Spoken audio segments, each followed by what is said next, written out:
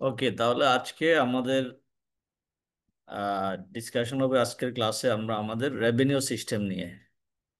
আচ্ছা, রেভিনিউ কি? কেউ কি বলতে পারবে হোয়াট ইজ রেভিনিউ? রেভিনিউ কি? রাজস্ব আয়। রাজস্ব আয়। রেভিনিউর কি আর কোনো নাম আছে? ইনকাম। ইনকাম হতে পারে রেভিনিউ। রেভিনিউ আর কি হতে পারে? আয়।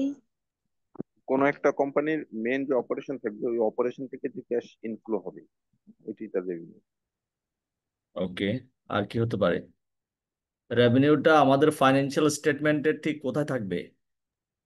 কোথায় দেখানো হবে? ইনকাম ইনকাম ইনকাম স্টেটমেন্টে। ইনকাম স্টেটমেন্টের টপ প্লেস। একদম টপে। ইনকাম স্টেটমেন্ট টপে যে আইটেমটা আমরা দেখাই ওটার নাম হচ্ছে কি? রেভিনিউ। রেভিনিউ ছাড়াও এটাকে আমরা আরো এক দুইটা নামে বলে থাকি, বাকি নামগুলো একদম এক্স্যাক্টলি কেউ বলতে পারবে? রেভিনিউ ছাড়া ইনকাম স্টেটমেন্টের একবারে সর্বপ্রথম যে আইটেমটা থাকে ইনকাম পার্টে, ওই আইটেমটার নাম কি? সেলস। সেলস বা সার্ভিস রেভিনিউ। সেলস হতে পারে। আর কি হতে পারে? Service revenue. সার্ভিস। টার্নওভার হতে পারে না? টার্নওভার। হতে পারে। তা জি স্যার, টার্নওভার হতে বলতে পারি, সেলস বলতে পারি, রেভিনিউ বলতে পারি, সবগুলো আলটিমেটলি একই কথা। এটা থাকবে আমাদের আমাদের ফাইন্যান্সিয়াল স্টেটমেন্টে কয়টা কম্পোনেন্ট আছে? পাঁচটা। প্রথম কি? Statement of financial position, statement of profit or loss and other comprehensive income. তারপরে কি? Statement of cash flows, statement of tens equity. Statement of changes in equity. এরপরে notes. notes to the financial statements. So there are five components of financial statements. As a auditor আমরা যখন audit করতে যাব কোনো প্রতিষ্ঠানে, আমাদেরকে management যে financial স্টেটমেন্টটা প্রোভাইড করবেন, ফাইন্যান্সিয়াল স্টেটমেন্ট কে প্রোভাইড করবে? ম্যানেজমেন্ট নাকি আমরা অডিটর নিজেরা তৈরি করে নেব?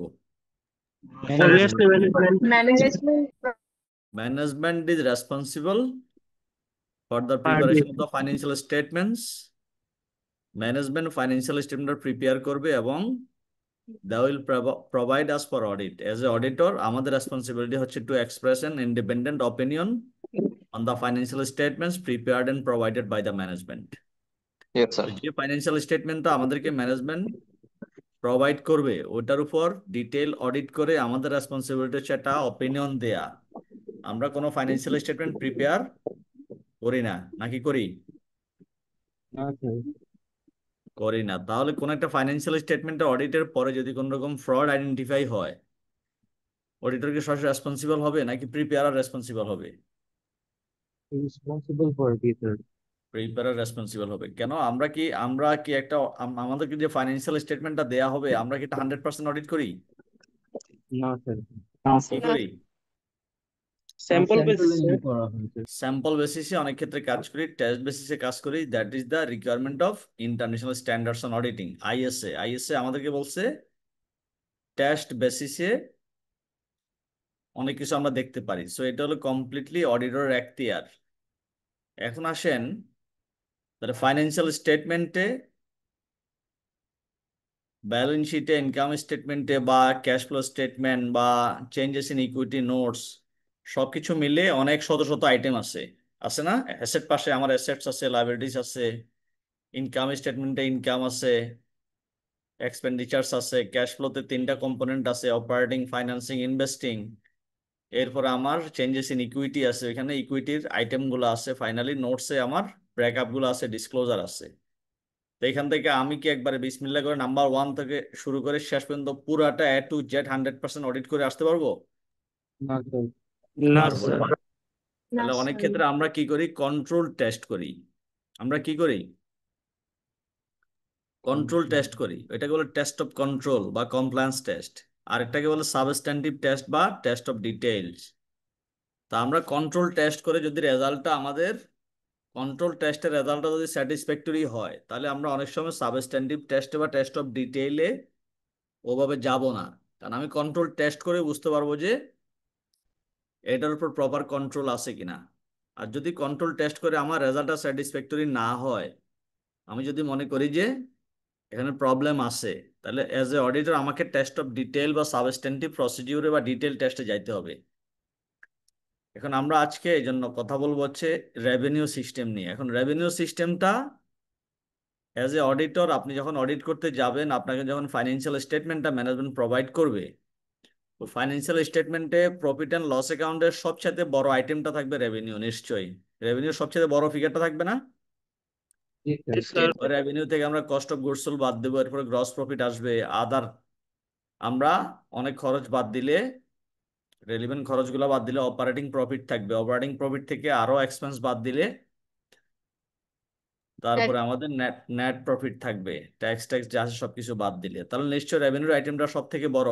এটা থেকে তো আমরা অনেক কিছু বাদ দিয়ে দিয়ে দিয়ে final revenue net net profit আসতেছি। ওই Yes, নেট sir. প্রফিটটা আমার রিটেন আর্নিংয়ে চলে যাবো, এখান থেকে আমরা প্রতি বছর ডিভিডেন্ড ডিক্লেয়ার করব। তাহলে রেভিনিউ আইটেমটা আসলে অনেক অনেক ইম্পর্টেন্ট।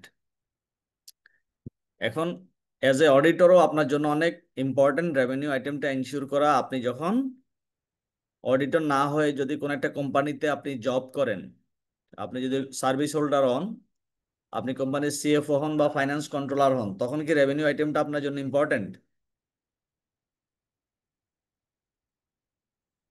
ইম্পর্টেন্ট কিনা? Sir. জি স্যার। জি স্যার, ইম্পর্টেন্ট, কারণ একটা ইম্পর্টেন্ট। কোম্পানির যে রেভিনিউ আর্ন করবে, যে টার্ন ওভার, যে সেলস হবে, ওটার বেসিসে ওইটার টাকা পয়সা দিয়েই তো আলটিমেটলি কোম্পানি চলবে, তাই না? জি স্যার। কোম্পানির স্যার। মেইন রেভিনিউটাই হচ্ছে কি? তার সেলস বা টার্ন ওভার। যে টাকা দিয়ে কোম্পানি আদার খরচ টরচ মিটাই ফাইনালি নেট প্রফিটটা থাকবে, ওটা ডিভিডেন্ড শেয়ার হোল্ডাররা নিবে। এটাই তো কথা। তো এখন যদি কোম্পানির রেভিনিউটা যদি ঠিকঠাক মতো রিপোর্টিং না হয়, কোম্পানি যে ফাইন্যান্সিয়াল স্টেটমেন্ট প্রিপেয়ার করতেছে ওইখানে যে রেভিনিউর ফিগারটা দেখাচ্ছে, ওই ফিগারটা হওয়ার কথা 300 কোটি টাকা, কিন্তু অ্যাকাউন্টসে ভুলক্রমে চলে আসছে 250 কোটি টাকা। এটা কোম্পানির জন্য ভালো হবে না খারাপ হবে? খারাপ স্যার। আবার 300 কোটি টাকা রেভিনিউ দেখানোর কথা, ওইটা দেখাচ্ছে 350 কোটি টাকা। ওইটাও কি ভালো হবে না খারাপ হবে? খারাপ স্যার। খারাপ হবে স্যার। Sharp, sir. খারাপ তাহলে হবে। তাহলে রেভিনিউ যা হওয়ার কথা কারেক্টলি তাই অ্যাকাউন্টসে আসা উচিত। যদি রেভিনিউ ভুল করে আমি 100 কোটি টাকা বেশি দেখাই বা 50 কোটি টাকা বেশি দেখাই, তাহলে কোম্পানির লসটা কোথায়? কারণ রেভিনিউর উপর ডিপেন্ড করে কোম্পানি বছর শেষে গভর্নমেন্টকে ট্যাক্স দিবেন প্রফিটের উপরে। রেভিনিউ বেশি হলে প্রফিট বেশি হবে না কম হবে? বেশি হবে স্যার। বেশি হবে। বেশি হবে। অথচ এটা ফেক প্রফিট, আমি রেভিনিউটা ভুলক্রমে বেশি দেখাচ্ছি, ওটার উপর বেস করে আমি গভর্নমেন্টকে ট্যাক্স দিচ্ছি, আবার দেখা যায় এমপ্লয়ীদেরকে ইনসেন্টিভ দিচ্ছি, অনেক ডিসিশন আমার ওই রেভিনিউর বেসিসে হচ্ছে। তাহলে কারেক্ট রেভিনিউটা ফাইন্যান্সিয়াল স্টেটমেন্টে রিপোর্টিং করা বা রিকগনাইজ করা also very important for the management. তো আপনি যখন কোনো কোম্পানিতে চাকরি করবেন অ্যাজ এ সিএফও বা finance controller, you are part of management. তাহলে ডেফিনেটলি আপনার রেসপন্সিবিলিটি থাকবে ওই রেভিনিউটা কারেক্টলি ফাইন্যান্সিয়াল স্টেটমেন্টে নিয়ে আসা, এবং ওই রেভিনিউর কারেক্ট ফিগারের উপর কোম্পানির অনেক ডিসিশন নির্ভর করবে। যদি রেভিনিউটা ভুল উপস্থাপিত হয়, ভুল রেকর্ড হয়, কোম্পানি সারা বছর যেসব ডিসিশন নিবে ওই রেভিনিউ ফিগারের উপর সবগুলো ডিসিশন ভুল হবে।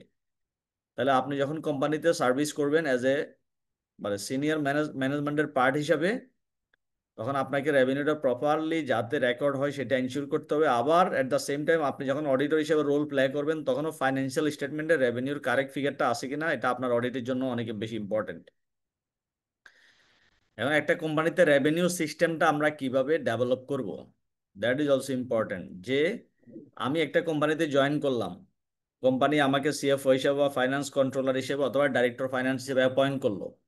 অ্যাপয়েন্ট করে বললো যে আমার কোম্পানিতে যেই সারা বছর যে সেলস হয়, যে টার্ন ওভার হয়, এটা অ্যাকাউন্টসে ঠিকঠাক মতো রেকর্ড হয় না, এটার উপর আমাদের যথেষ্ট কন্ট্রোল নাই, এই রেভিনিউ ফিগারটা ঠিক নাই।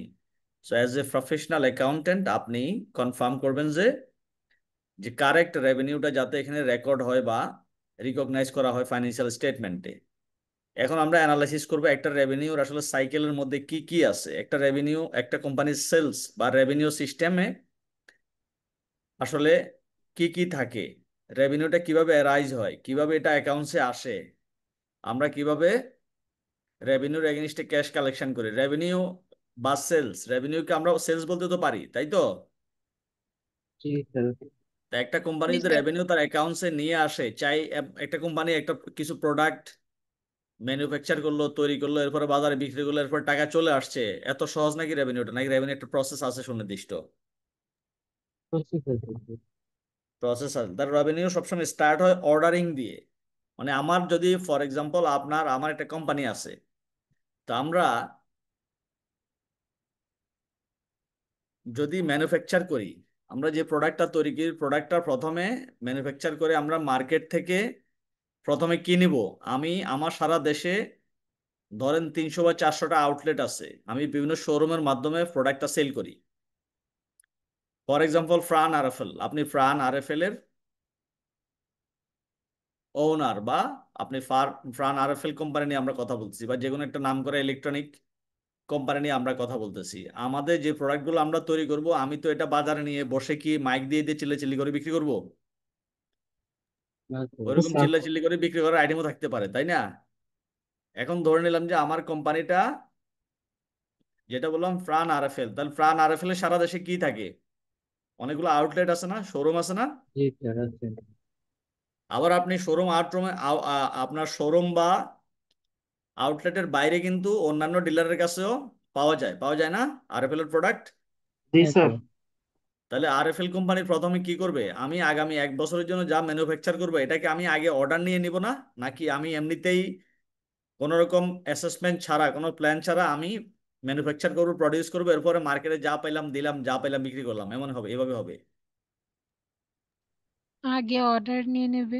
আগে অর্ডার নেব, তার মানে আমি আমি যদি আমার সেলসটাকে, রেভিনিউ সিস্টেমটাকে, ওভারঅল সেলসটাকে প্রপারলি কন্ট্রোল করতে চাই, ইন্টারনাল কন্ট্রোল ইম্পোজ করতে চাই, প্রথম আমি কি নেব? এখন আমি যদি 2 কোটি প্রোডাক্ট তৈরি করে ফেলি, দেখা যাচ্ছে আমি বিক্রি করতে পারলাম আমার ক্যাপাসিটি অনুযায়ী মাত্র 50 লাখ, আর 1.5 কোটি বিক্রি করতে পারবো না। তার মানে কি আমি ইনিশিয়ালি কোনো অর্ডার নেই নাই। দেখবেন আপনার এলাকায় কতগুলো যে দোকানপাট থাকে, ভ্যান করে করে আসিয়া দেখবেন যে কোম্পানিগুলো আগে অর্ডার নিয়ে যায়। আপনার আগামী সপ্তাহে আপনাকে কি দিব, দেখবেন ফার্মাসি দোকানে এসে অর্ডার নিয়ে যায়, বিভিন্ন শপে আইসা, বিভিন্ন জায়গায় আইসা কোম্পানি থেকে অর্ডার নিয়ে যায়। তার মানে কি কোম্পানি অ্যাডভান্স আগে সবগুলো অর্ডার নিবে, অ্যাকর্ডিংলি অর্ডার অনুযায়ী তারা প্রোডাক্টগুলো তৈরি করবে, তৈরি করে আবার ডেলিভারি দিবে। আবার দেখবে যে মার্কেটে প্রোডাক্টের ডিমান্ড কতটুকু আছে, আবার অ্যাডভান্স অর্ডার নিবে, অর্ডার নিয়ে আবার ডেলিভারি দিবে, আবার তার এগেনস্টে কি করবে, টাকা কালেকশন করবে। এটা হচ্ছে সিস্টেম। তাহলে রেভিনিউ সিস্টেমের প্রথম ধাপটা হচ্ছে কি? অর্ডারিং।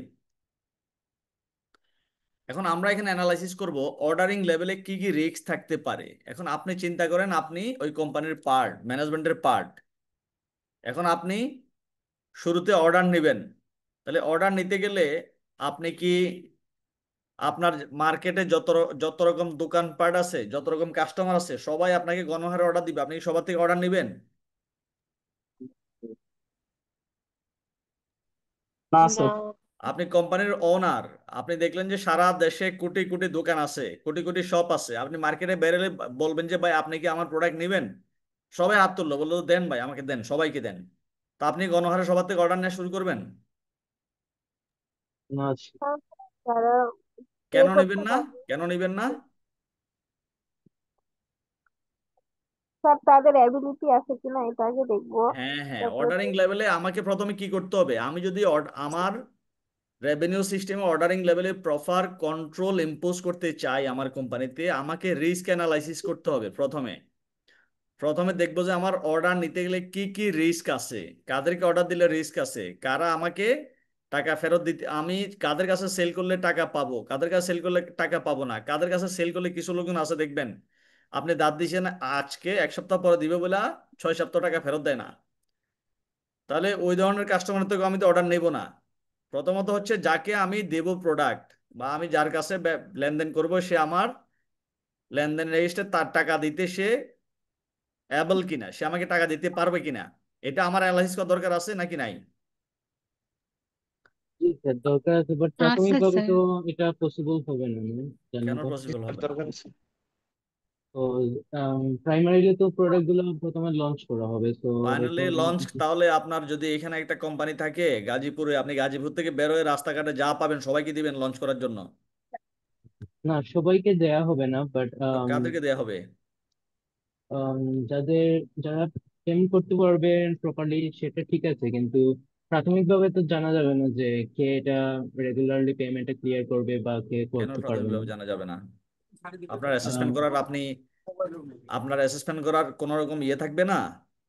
এখন সিএ, আপনি যে সিএ ভর্তি হয়েছেন, যারা যারা সিএ ভর্তি হওয়ার জন্য অ্যাপ্লাই করে দিয়েছে, কোনো কিছু দেয়া ছাড়া সবাইকে ভর্তি করে দিয়েছে, আপনাকে অ্যাসেস করে নাই?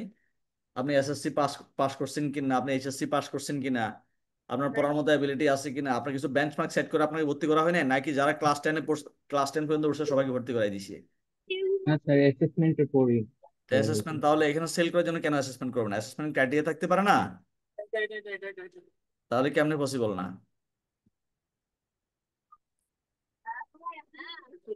বলেন, অ্যাসেসমেন্ট করা যাবে না? জি স্যার, করা যাবে। আমি যদি ক্রাইটেরিয়া সেট করি যে লোকটার কাছে সেল করব তার পেমেন্ট করার এবিলিটি আছে কিনা, এটা কি চেক করা, এটা অ্যাসেসমেন্ট করা কি অনেক ডিফিকাল্ট কাজ? করা যাবে না বলতেছেন আপনি, শিওর?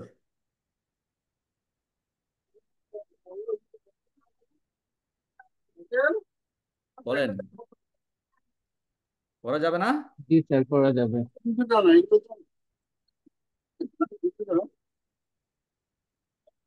আচ্ছা, when considering sales orders a company might recognize all or some of the following risk.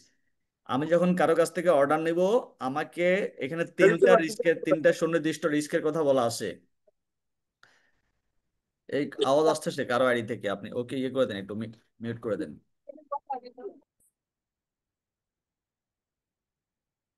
তাহলে আমরা প্রথমে কনসিডার করব কি, orders may be taken from customers who are not able to pay.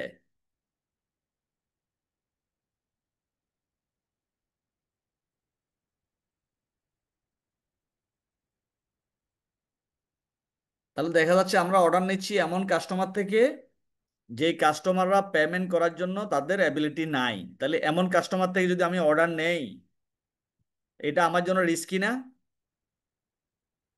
G sir. Risky.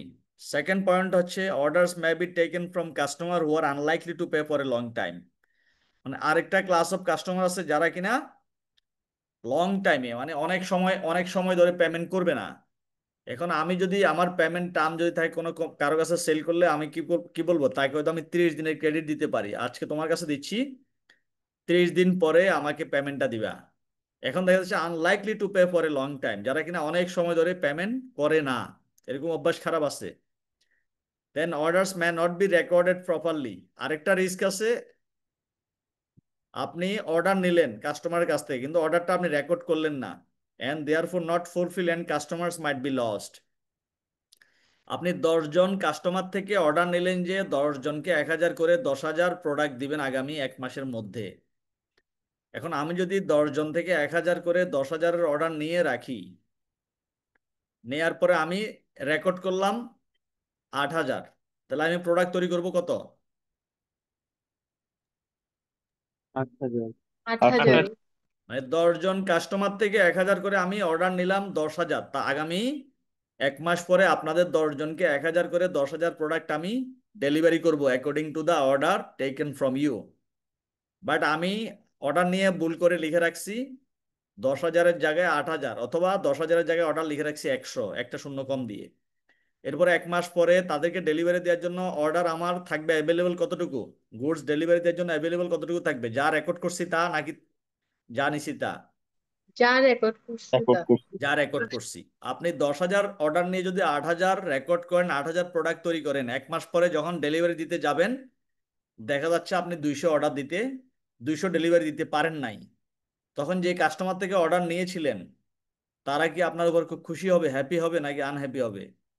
Unhappy হবে। Unhappy হবে। তো unhappy হলে এখন আপনি যাদের কাছ থেকে অর্ডার নিয়েছেন দেখা যাচ্ছে 1 মাস পরে বাংলাদেশে অনেক বেশি গরম পড়বে। আপনি ওয়েদার ফোরকাস্টিং এ দেখছেন বা প্রেডিকশনে পাওয়া গেছে যে আফটার 1 মান্থ আমাদের গরমের তাপমাত্রা হবে 44 ডিগ্রি সেলসিয়াস। তো আপনি যে অর্ডারটা নিয়েছেন এটা হচ্ছে এসির অর্ডার নিচ্ছেন 10,000 এসির, কিন্তু আপনি দিচ্ছেন 8,000। তাহলে বাকি 2,000 এসি যে আপনি ডেলিভার করতে পারেন নাই ওই যে খুব গরমের মধ্যে, ওই কাস্টমার গুলা কি আপনার সাথে ভবিষ্যতে লেনদেন করবে? না স্যার। করবে না না। স্যার। তাহলে আপনার যেই মূল্যবান কাস্টমার, তারা যখন অর্ডার ডেলিভারি নেওয়ার সময় দেখলো যে আপনি তাকে ডেলিভারি দিচ্ছেন না, কেন দিচ্ছেন না? কারণ আপনি তাদের কাছ থেকে যা অর্ডার নিয়েছেন আপনি সেটা রেকর্ডও করেন নাই, সেটা ঠিকমতো জিনিসটা বানানো নাই, এখন দিবেন কই থেকে? তাহলে আলটিমেটলি অর্ডারটা ফুলফিল হলো না। 10,000 অর্ডার আপনি নিছেন, আপনি প্রোডাক্ট তৈরি করছেন 8,000, তাহলে 2,000 কম অর্ডার করছেন, তার মানে আমরা বলতে পারি যে অর্ডার ইজ নট ফুলফিল, বলতে পারি না? Yes, sir. G and sir sir customers might be lost, ওই কাস্টমার জীবনে আপনার কাছে আর আসবে না। কারণ আমি যেই টাইমের জন্য 1 মাস আগে অর্ডার করছি, 1 মাস পরে ভুল করে আপনি আমাকে প্রোডাক্টটা দিতে পারেন নাই। তাহলে যেই ডিলার আপনার কাছ থেকে যে অর্ডার দিয়েছিল সে আবার তার কাস্টমার লস করলো, তাহলে সে তো আপনার কাছে থাকবে না। আপনার কম্পিটিটর আছে না, দেশে কি কোম্পানির অভাব আছে নাকি? তাহলে সে কি করবে, ওই কম্পিটিটরের কাছে যাবে না?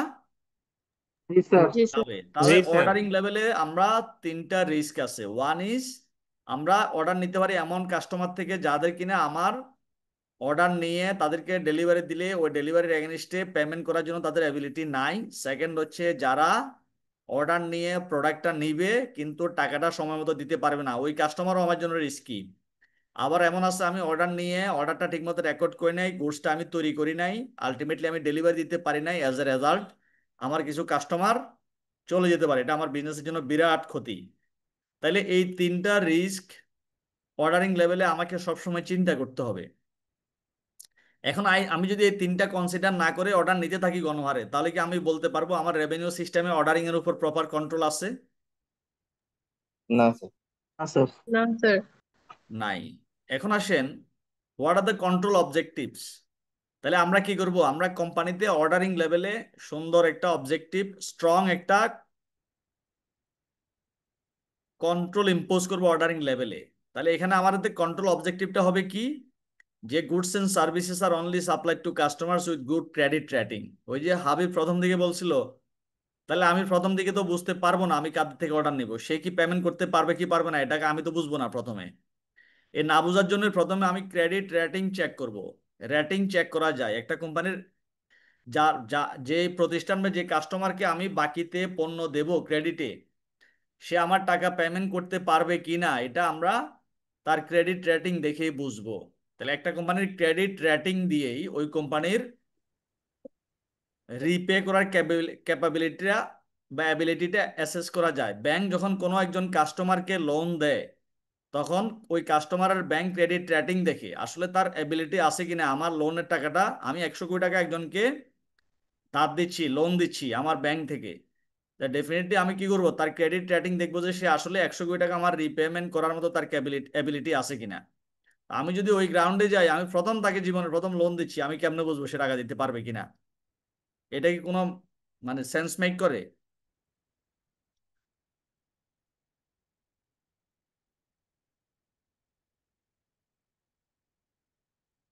বুঝতে পারছেন আমি কি বলছি? স্যার লাস্টের টুকু ক্লিয়ার না। কোনটা ক্লিয়ার না?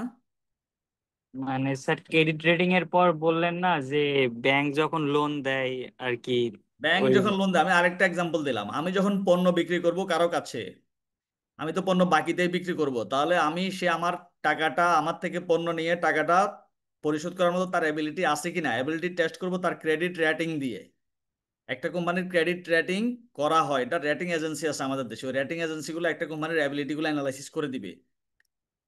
মানে তার সামর্থ্য আর কি, তার ফাইন্যান্সিয়াল সামর্থ্যটা তার ক্রেডিট রেটিং দিয়ে বোঝা যায় সারা ওয়ার্ল্ডে কোন একটা কাস্টমারের।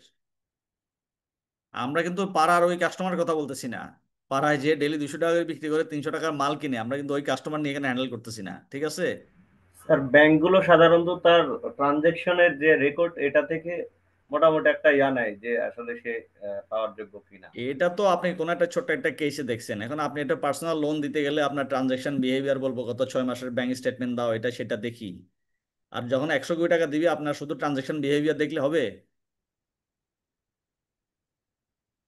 না স্যার, তার অ্যাসেট দেখা লাগবে 100 কোটি টাকা বা 1000 কোটি টাকা দিলে শুধু ট্রানজাকশন বিহেভিয়ার দিয়ে চলবে না, বহুত কিছু অ্যাসেস করবে, আপনার ক্রেডিট রেটিং দেখবে, আপনার অনেক কিছু দেখবে, আপনার সিকিউরিটি দেখবে, কোলাটেরাল দেখবে, অনেক কিছু দেখবে। এখন আপনি 100 কোটি টাকা ব্যাংক থেকে লোন নিচ্ছেন, আপনার 100 কোটি টাকা এগেনস্টে আপনাকে 100 কোটি টাকার কি রাখতে হয়, জামানত রাখতে হয় না? জি স্যার। জি তাহলে ওই স্যার। জামানতটাও কিন্তু ওয়ান অফ দ্য অ্যাবিলিটি। এখন আপনি 100 কোটি টাকা ব্যাংক থেকে লোন নিচ্ছেন, ব্যাংকের কাছে জামানত রাখতে পারবেন মাত্র 10 কোটি টাকা, তার মানে আপনার কি প্রিপে করার অ্যাবিলিটি আছে? না না স্যার। স্যার। না নাই। স্যার তাহলে ওইটা একটা ইন্ডিকেশন। এই জন্য goods and services are only supplied to customers with good credit rating. এরপর আসেন customers are sir encourage to pay promptly. হ্যাঁ, স্যার আমরা যেহেতু পাড়ার দোকান নিয়ে এখানে কথা বলছি না, তো আমরা কি ডিস্ট্রিবিউটরদের নিয়ে এখানে ডিসকাস করছি বিষয়টা? বলেন, এই যে আবার বলেন, জোরে বলেন।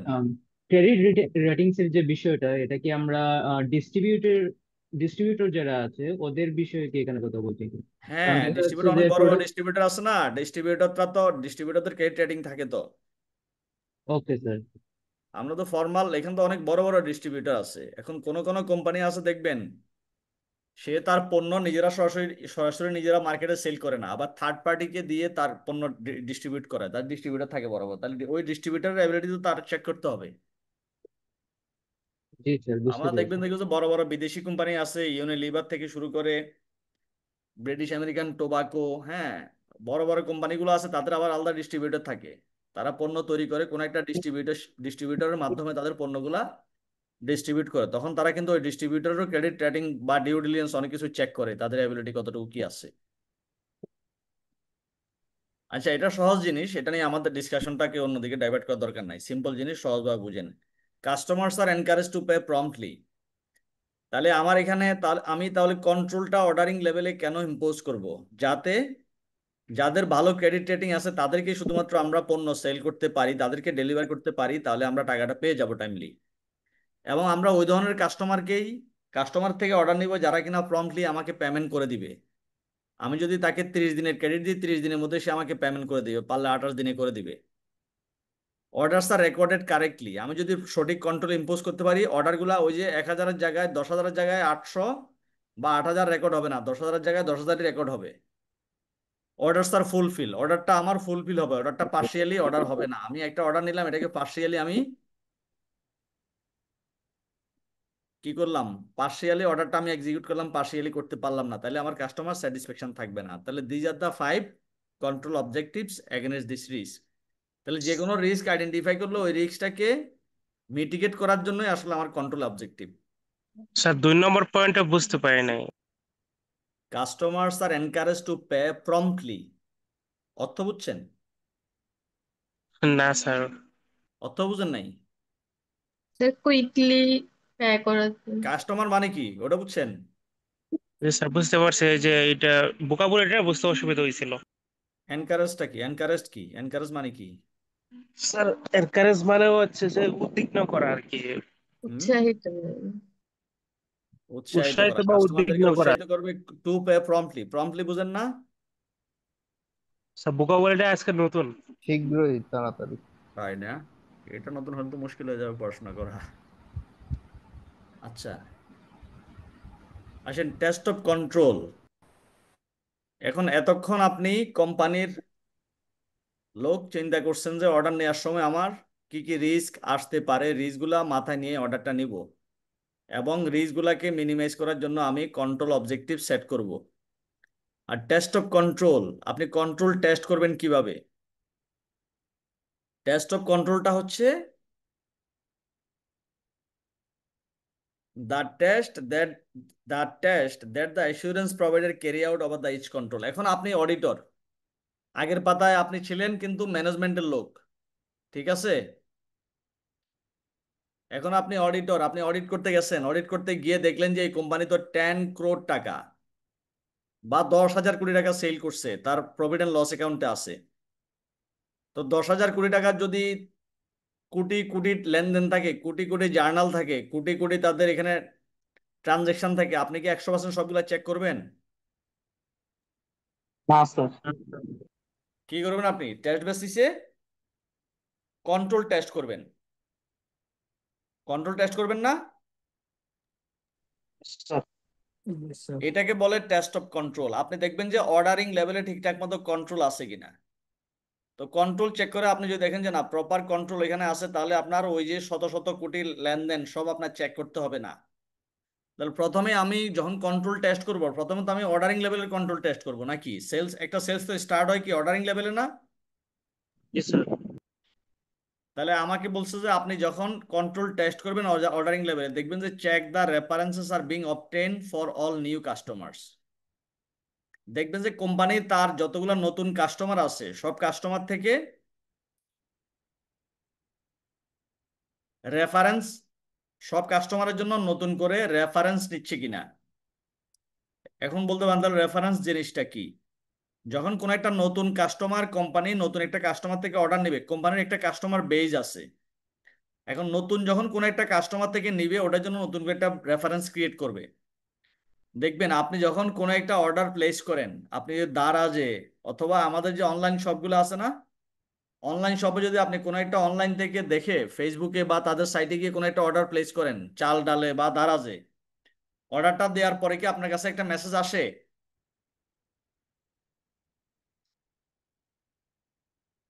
জি মেসেজ স্যার। আসে কিনা? জি স্যার। Roll number 1682। আপনি একটু খোঁচাখুচি কম করেন, আপনি চুপচাপ বসে থাকেন মিউট করে। Roll number 1682। কোনো প্রবলেম হচ্ছে আপনার?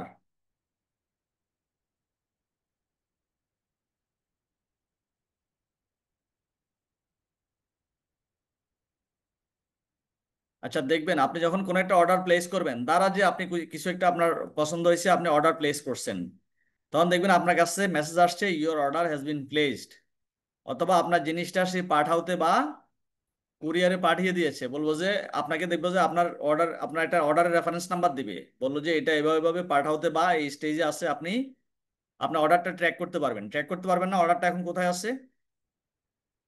জি স্যার। তার মানে, তার মানে কি the company has created a reference for you, আপনার জন্য একটা রেফারেন্স ক্রিয়েট করছে, মানে তার কাস্টমার বেজে আপনাকে ইনক্লুড করে ফেলছে। তার আগে কাস্টমার ছিল 10 লাখ, আপনি যাওয়ার পরে আপনি হলেন তার 10 লাখ 1 নাম্বার কাস্টমার। তা আপনার জন্য অলরেডি তাদের ডাটা বেসে আপনার নামে একটা রেফারেন্স ক্রিয়েট হয়ে গেছে, আপনি অর্ডার করলে অটোমেটিক্যালি আপনার কাছে একটা মেসেজ চলে আসবে। তাহলে এটা দিয়ে এই রেফারেন্সটা থাকাতে কি কোম্পানির জন্য কাস্টমার বেসটাকে আরেকটু স্ট্রংলি কন্ট্রোল করার জন্য বা ম্যানেজ করার জন্য সুবিধা হবে নাকি সুবিধা হবে না? সুবিধা হবে স্যার। কারণ ওই সুবিধা হবে। রেফারেন্সটা থাকলে কাস্টমারের, তাহলে এই কাস্টমার কাছে কোম্পানি সারা বছর কি পরিমাণ সেল করতেছে না করতেছে জিনিসটা মনিটর করতে পারবে।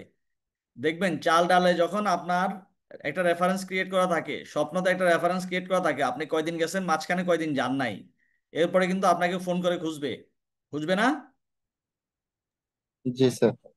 আপনি দেখবেন যে সামুদ্রিক মাছ, ওখানে কোনো কারণে আপনি তার কাস্টমার হিসেবে রেকর্ড আছেন, রেকর্ডেড, কয়দিন পরে ফোন করবে স্যার আমাদের ভালো সাগরের মাছ আসছে একটু নিবেন, কারণ কি আপনি তাদের কাস্টমার বেজে আছেন।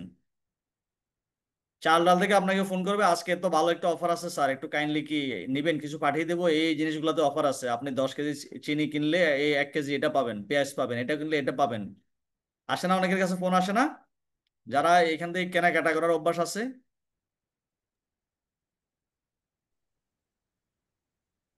এই জন্য বলা হয়েছে check that references are being obtain for all new customers. তাহলে আপনি ওই কোম্পানিতে দেখবেন যে নতুন কাস্টমার ক্রিয়েট করার জন্য তাদের নতুন কাস্টমারের জন্য রেফারেন্স ক্রিয়েট করছে কিনা, তাহলে কি অর্ডারিং লেভেলে তাদের উপর স্ট্রং কন্ট্রোল ইম্পোজ হবে। Check that all new accounts on the receivable ledger have been authorised by the senior staff. Receivable ledger কি, রিসিভেবল কখন ক্রিয়েট হয় আমরা কি জানি? স্যার যখন বাকিতে যখন ক্রেডিটে সেল। ক্রেডিটে যখন যখন সেল স্যার। ক্রেডিটে সেল হয়, সেল ক্রেডিট অ্যাকাউন্টস রিসিভেবল কি, স্যার ডেবিট। কেন দেয় sir? Accounts receivable debit, sales debit. Credit.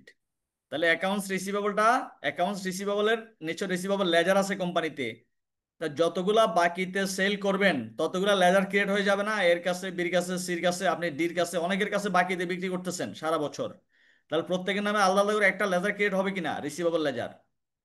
Sir জি স্যার। জি স্যার হবে। এখন কোম্পানিতে যদি আপনার কোনো কন্ট্রোল নাই, কোম্পানিতে যারা সেলসে আছে ইচ্ছা মতো তারা রিসিভেবল লেজার ক্রিয়েট করে, মানে ইচ্ছা মতো বাকিতে বিক্রি করতে পারে, যার তার কাছে ডেলি ইচ্ছা মতো বাকিতে বিক্রি করে, ইচ্ছা মতো রিসিভেবল লেজার ক্রিয়েট করে রাখে, এটাই কোম্পানির জন্য ভালো না খারাপ? খারাপ স্যার। ভালো এটা? না স্যার, খারাপ। অবশ্যই খারাপ। খারাপ। তার মানে কি এটার উপর প্রপার কন্ট্রোল থাকবে। একজন সেলস অফিসার বা স্টাফ যদি একটা রিসিভেবল লেজার ক্রিয়েট করতে চায়, that should be authorised by senior staff.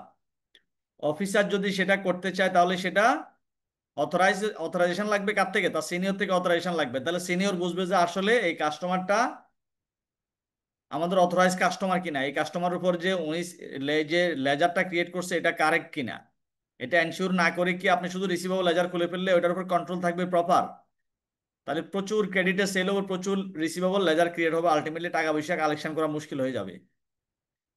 তারপর হচ্ছে check that orders are only accepted from customer who are within the credit terms and credit limit. এখন আপনি এমন সব কাস্টমারের কাছ থেকে অর্ডার নিচ্ছেন এবং একজন কাস্টমারকে আপনি বাকিতে বিক্রি করতে পারবেন 1 কোটি টাকা, কিন্তু বিক্রি করে দিচ্ছেন 3 কোটি টাকা। এটাতে রিস্কটা কি বলেন তো? একজন কাস্টমারকে আপনি বাকিতে দিতে পারবেন ম্যাক্সিমাম 1 কোটি টাকা, কিন্তু বাকি দিয়ে রাখছেন তাকে 3 কোটি টাকা। স্যার তাহলে পরে আপনি ও তার থেকে শোধ আদায় করতে করতে পারবে না পারবেন কত টাকা পর্যন্ত? স্যার 1 কোটি। 1 কোটি। কত পর্যন্ত তার কাছ থেকে আমি কালেক্ট করতে পারবো, কত টাকা পর্যন্ত? স্যার 1 কোটি। 1 কোটি। বাকি 2 কোটি কেন পারবো না? কারণ তার লিমিটেশন আছে স্যার। কারণ হচ্ছে তার ক্রেডিট লিমিট আছে। আমি একজনকে মিস্টার এ কে আমি বাকিতে বা ক্রেডিটে দিতে পারবো 1 কোটি টাকা, that is his or her credit limit. Credit লিমিটটা আমি কিভাবে সেট করছি? একজনকে যে আমি বাকিতে এত দিব, এটা আমি ক্রেডিট লিমিটটা সেট করছি কিভাবে? স্যার তার কারেন্ট রেশিও। তার কারেন্ট রেশিও আমি সেট করছি তার 1 কোটি টাকা পেমেন্ট করার মতো অ্যাবিলিটি আছে, এবং 1 কোটি টাকা যদি সে পেমেন্ট করতে না পারে 1 কোটি টাকা আমি আদায় করতে পারবো। কিভাবে আদায় করতে পারবো? তার জামানতের উপর ভিত্তি করে। জামানত হতে পারে। আমি হয়তো একজনের কাছ থেকে ব্ল্যাঙ্ক চেক নিয়ে রাখছি 1 কোটি টাকার, তুমি যদি টাকা না দাও ওই চেক দিয়ে আমি মামলাও করতে পারবো, ওই টাকা আমি ওটা দিয়ে আদায় করতে পারবো, অথবা 1 কোটি টাকার কোলাটারাল বা জামানত নিয়ে রাখছি, তুমি টাকা না দিলে ওটা সেল করে আমি টাকাটা আদায় করবো। তাহলে তার ক্রেডিট লিমিট হচ্ছে 1 কোটি, তাকে আমি বাকিতে দিতে পারবো 1 কোটি টাকা। আমার আমার হাজার হাজার কাস্টমার আছে, এক এক কাস্টমারের জন্য এক এক ক্রেডিট লিমিট। কাউকে আমি 50 লাখ টাকা পর্যন্ত ক্রেডিটে বা বাকিতে দিব, কাউকে 1 কোটি, কাউকে 5 কোটি, কাউকে 7 কোটি। এটা ডিপেন্ড করবে তার সাথে আমার, তার যে কোলাটারাল আছে, তার যে জামানত আছে, তার সাথে আমার যেই ক্রেডিট লিমিট সেট করা আছে ওটার বেসিসে। এখন আমি তার সাথে যে লিমিট সেট করা আছে তার বেশি যদি পেমেন্ট করি, তাহলে টাকাটা আদায় হবে নাকি হবে না? হবে না। স্যার হতে পারে না হতে পারে, এটা রিস্ক হবে না। করে যেতে হতেও পারে, নাও হতে পারে, বাট না হওয়াটাই সম্ভাবনা বেশি। সম্ভাবনা বেশি। কারণ হচ্ছে আপনার যখন অ্যারেঞ্জমেন্ট না থাকে, আপনি যখন কাউকে টাকা ধার দিবেন, এখন আপনি ধরে নিয়েছেন যে তার ধার দেওয়ার অ্যাবিলিটি নাই, তাহলে আপনি কিন্তু আগে থেকে অর্ধেক আশা ছেড়ে দিতে পারেন, এ টাকা আদায় হবে না। গুড ফেথ আপনার হয়ে যেতে পারে, বাট প্রপার সিস্টেম কি, তার সাথে আপনি ওইভাবে এগ্রিমেন্ট করে নিয়ে স্টাম্পে সাইন করে নিবে, কিছুটা তো করে নিতে হবে নাকি? স্যার এখন আপনি একজনের কাছ থেকে স্টাম্পে সাইন করে নিছেন, কোন একজনকে আপনি টাকা দিবেন 50,000, তো তার সাথে একটা স্টাম্পে, যৌথ একটা স্টাম্পে সাইন করছেন, সাক্ষীটা কি আছে, এখন তাকে আপনি টাকা দিয়ে দিয়েছেন 2 লাখ। তাহলে আপনি যদি সে যদি আপনাকে টাকা না দেয়, আপনি কি 2 লাখের জন্য তার বিরুদ্ধে লিগ্যাল অ্যাকশন নিতে পারবেন? না স্যার। তার সাথে আপনার অ্যারেঞ্জমেন্ট হচ্ছে 50,000, 50,000 পর্যন্ত লিগেলি আপনি টিকতে পারবেন, বাকি 1.5 লাখ আপনার কোনো ভিত্তি নাই। এই জন্য ক্রেডিট লিমিটের মধ্যেই আপনাকে থাকতে হবে। আপনি অর্ডারটা, অডিটর হিসেবে আপনি দেখবেন যে তারা, এই কোম্পানি যাদের কাছ থেকে অর্ডার নিচ্ছে তাদেরকে ক্রেডিট লিমিটের মধ্যে অর্ডার দিচ্ছে কিনা, আদারওয়াইজ কি কোম্পানি দেখবেন দেউলিয়া হয়ে গেছে, সমস্ত জিনিসপত্র তারা বাকিতে সেল করছে শত শত কোটি টাকা, মার্কেট থেকে টাকা আদায় হচ্ছে না।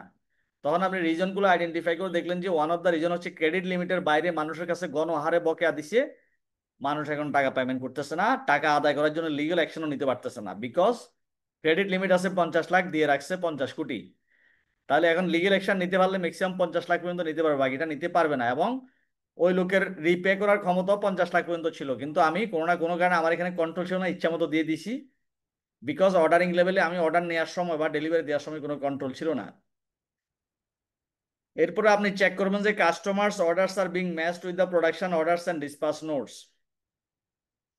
কাস্টমার থেকে অর্ডার নিলেন একটা, আপনি প্রোডাকশন অর্ডার দিলেন আরেকটা। কাস্টমার আপনাকে অর্ডার দিচ্ছে 10,000-এর জন্য, কিন্তু আপনি প্রোডাকশন করে ফেলছেন বা প্রোডাকশন অর্ডার দিয়ে রাখছেন 10 lakh.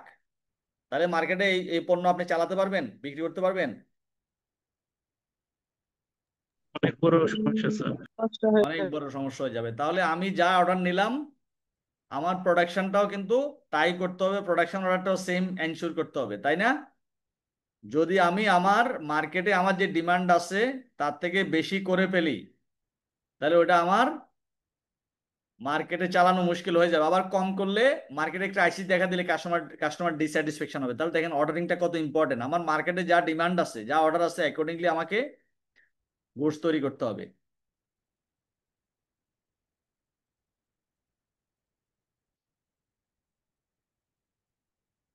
ডিসপাস and invoicing.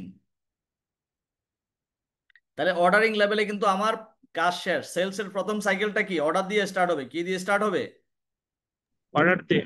Order order দিয়ে। দিয়ে স্টার্ট হবে। অর্ডারের পর কি? আমি মানুষের থেকে অর্ডার নিলাম। আপনি নিজেকে চিন্তা করেন, ম্যানুফ্যাকচারিং কোম্পানি, আমি অর্ডার নিলাম, অর্ডারের কাজ শেষ। এবার আমি কি করব? অর্ডার নিয়ে আমি পণ্যটা তৈরি করব, তৈরি করে এরপর কি করব?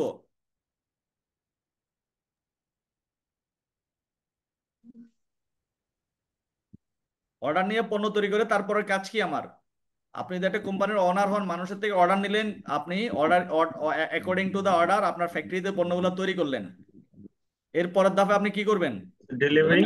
স্যার ডেলিভারি দিব ডিলারের কাছে। ডিলারের কাছে, কাস্টমারের কাছে, বা সবগুলোতে আমি কি করবো? ডেলিভারি দিব না? জি স্যার। ওইটাকে বলা হচ্ছে ডিসপাস। তো ডিসপাস করার পরের কাজ কি? একটা পণ্য আমি অর্ডার নিলাম, এটা তৈরি করলাম, এরপর ডিসপাস করলাম বা ডেলিভারি করলাম। এরপরে আমি কি করবো? এটার সাথে সম্পর্ক কি কিসের আছে? স্যার ওই যে মানি কালেক্ট করতে হবে। ইনভয়েসিং মানি কালেকশন তো পরে। আপনি একজনের কাছ থেকে অর্ডার নিয়ে পণ্য তৈরি করে তাকে পণ্যটা ডেলিভারি দিচ্ছেন, সাথে যদি তাকে বিল না দেন, ইনভয়েস না দেন, তাহলে সে টাকা দিবে? না স্যার। এখন আপনি অনলাইনে একটা অর্ডার করলেন দারাজে, ক্যাশ অন ডেলিভারি, আপনাকে পণ্যটা দিয়ে দিল, সাথে সে একটা ইনভয়েস বা বিল পাঠাই দিতে পারে না? তো আপনার কাছে সুন্দর করে পণ্যটা আয়না রাইখা আপনার গ্যারেজে আপনার কেয়ারটেকারের কাছে পণ্যটা রাইখা চলে গেছে, বিলও দেয় নাই, টাকা পয়সাও তারা চায় নাই, তো আপনি টাকা দিবেন কেমনে?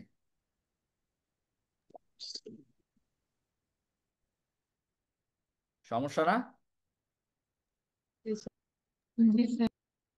এই জন্য এবার এই ধাপে আমরা ডিসপাস এবং ইনভয়েসিং এ কি রিস্ক আছে এটা আমরা অ্যানালাইসিস করবো। এখানে কন্ট্রোল অবজেক্টিভ কি, আমরা কন্ট্রোল টেস্ট এবং কন্ট্রোল অ্যাক্টিভিটিস গুলো নিয়ে আলাপ করব। ডিসপাস এন্ড ইনভয়েসিং এ হচ্ছে কিছু রিস্ক থাকে, মানে প্রত্যেকটা পার্টের, সেলস এর প্রতিটা সাইকেলে কিছু কিছু রিস্ক থাকে। এখানে কি কি রিস্ক থাকে? Goods may be ডিসপাস but not recorded, so they are loss to the business. Customer আপনার কাছে পণ্য অর্ডার করছে, পণ্যের অর্ডার অনুযায়ী আপনি তাকে ডেলিভারি করে দিচ্ছেন বা ডিসপাস করছেন, বাট আপনি রেকর্ড করেন নাই। এটা কি বিজনেসের জন্য লস না লাভ? লস। একজন মানুষ আপনার কাছে বলছে যে ভাই সামনে সিরিয়াস গরম, আমাকে 1000 এয়ার কন্ডিশন বা এসি ডেলিভার করবেন 1 মাসের মধ্যে। আপনি তার অর্ডারটা ঠিকঠাক মতো নিয়েছেন, রেকর্ড করছেন, 1000 এসি তার জন্য তৈরি করছেন আপনার ফ্যাক্টরিতে, তাকে এটা ডেলিভারিও দিয়েছেন বা ডিসপ্যাচও করছেন, কিন্তু আপনি তাকে ডেলিভারি করার সময় মিস্টার এ, তাহলে মিস্টার এর কাছে যে আপনি 1000 এসি বিক্রি করলেন বা ডেলিভার করলেন, এটা আপনি আপনার হিসাবে রেকর্ড করেন নাই। আমি ডেলিভারির সময় তো রেকর্ড করব যে accounts receivable debit sales credit, কিন্তু আমি রেকর্ডটা করি নাই। তাহলে এটা কি আমার সেলস হিসেবে আমার অ্যাকাউন্টসে থাকবে? না স্যার। না। তাহলে কি সেল থেকেও বাদ পড়ে গেল, রিসিভেবল থেকেও বাদ পড়ে গেল। সেল বা রিসিভেবল থেকে যদি বাদ পড়ে, আমি টাকা নিব কার থেকে? আমার কাছে রেকর্ডই নাই, তাহলে এটা আলটিমেটলি কোম্পানির জন্য কি? ক্ষতি sir. Loss. Loss to the business. বুঝা গেছে? ক্লিয়ার? স্যার পুরোটাই লস। জি স্যার। পুরোটাই লস। এরপরে কি হবে? Goods may be ডিসপাস but not invoiced. এবার হলো পরের কথা, গুডস আমি ডিসপাস করছি, রেকর্ডও করছি, আমি অ্যাকাউন্টস রিসিভেবল ডেবিট করছি, সেলস ক্রেডিট করছি, কিন্তু ইনভয়েস করি নাই, মানে তাকে বিল দিই নাই। তো বিল যদি না দিই, তাহলে আমি তাতে টাকা আদায় করবো কিভাবে? আমি যদি তাকে বলি তুমি আমাকে, তোমার কাছে আমি এত টাকার প্রোডাক্ট পাঠাইছি, আমার টাকাটা দিচ্ছ না কেন, 1 মাস পরে বলি, তখন সে কি বলবে? আপনি তো আমাকে ইনভয়েস দেন নাই, আমি কত টাকা দিব, কি পণ্য, আমি তো কিছু জানি না। তাহলে এটাও একটা রিস্ক না? নাম্বার রিস্ক দেখেন, invoice may B raised in error with resulting customer dissatisfaction. এরপরে আপনি ইচ্ছা যাই হোক, আপনি ডিসপাস করছেন, তাকে ডেলিভারি করছেন, কিন্তু ইনভয়েসটাও দিচ্ছেন, কিন্তু ইনভয়েসটা দিচ্ছেন আপনি ভুল। তার কাছে আপনি 10,000 টাকার পণ্য বিক্রি করছেন, কিন্তু ইনভয়েস দিয়ে রাখছেন একটা জিরো বাড়ায় 10,000, তাহলে কত হয়ে গেল? 1 লাখ। বেশি করলেন কত? 1 লাখ স্যার। 90,000 বেশি করছেন না? কাস্টমার কি একবারে হাইলি স্যাটিসফাইড হবে নাকি ডিসস্যাটিসফ্যাকশনে রাইজ হবে?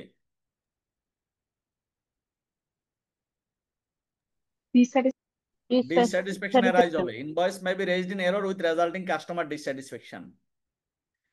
তাহলে কাস্টমারের এক ধরনের ডিসস্যাটিসফ্যাকশন তৈরি হবে। তাহলে কাস্টমার ডিসস্যাটিসফ্যাকশন তৈরি হলে ফাইনালি কি কাস্টমার ছুটে যেতে পারে আপনার থেকে, যদি সবসময় আপনি ভুলভাল ইনভয়েস দেন তাকে। এখন আপনি অনলাইন থেকে অর্ডার করলেন একটা জামা, এটা 1300 টাকা, কিন্তু দেখা যাচ্ছে একটা জিরো বাড়াই দিয়ে 1300-কে 1,30,000 করে আপনার কাছে ইনভয়েস পাঠাইছি, আপনার মেজাজ গরম হবে না? এবং জি কাজটা স্যার। সবসময় করে 1300-কে 2300 করে দে, 1300-কে 1,30,000 করে দে, তাহলে একবার দুইবার করলে তো আপনি জীবনে এদের কাছে অর্ডারই করবো না, মহা ঝামেলা। এরপর invoice may be wrongly cancel by credit note resulting in loss to the business. আবার আপনি কি করছেন, আপনি তাকে ডেলিভারি দিয়েছেন, ডিসপাস করছেন, ঠিকমতো ইনভয়েসও করছেন, আবার ক্রেডিট নোট একটা দিয়ে কিছু সেল আপনি, কিছু ইনভয়েস আপনি ক্যান্সেল করে দিয়েছেন।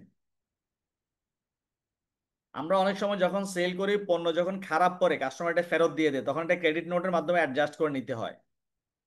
আপনি ধরেন 1,00,000 টাকার প্রোডাক্ট সেল করলেন, এর মধ্যে 10,000 টাকার প্রোডাক্ট মানে এটার মধ্যে এটা ফল্টি ছিল আর কি, সমস্যা ছিল, তো কাস্টমার আপনাকে, এটা টার্মস কন্ডিশনে ছিল যদি সে ক্যাশ অন ডেলিভারি এটার কোয়ালিটি চেক করবে। সিম্পল এক্সাম্পলের জন্য বোঝাচ্ছি, কোয়ালিটি চেক করে দেখলো যে এটার জিনিসের মান ভালো না, তাহলে সেটা ফেরত দিয়ে দিল। তা আপনি তো প্রথমে যখন তাকে ডেলিভার করলেন তখন আপনি 1,00,000 টাকার জন্য accounts receivable debit sales credit করছেন।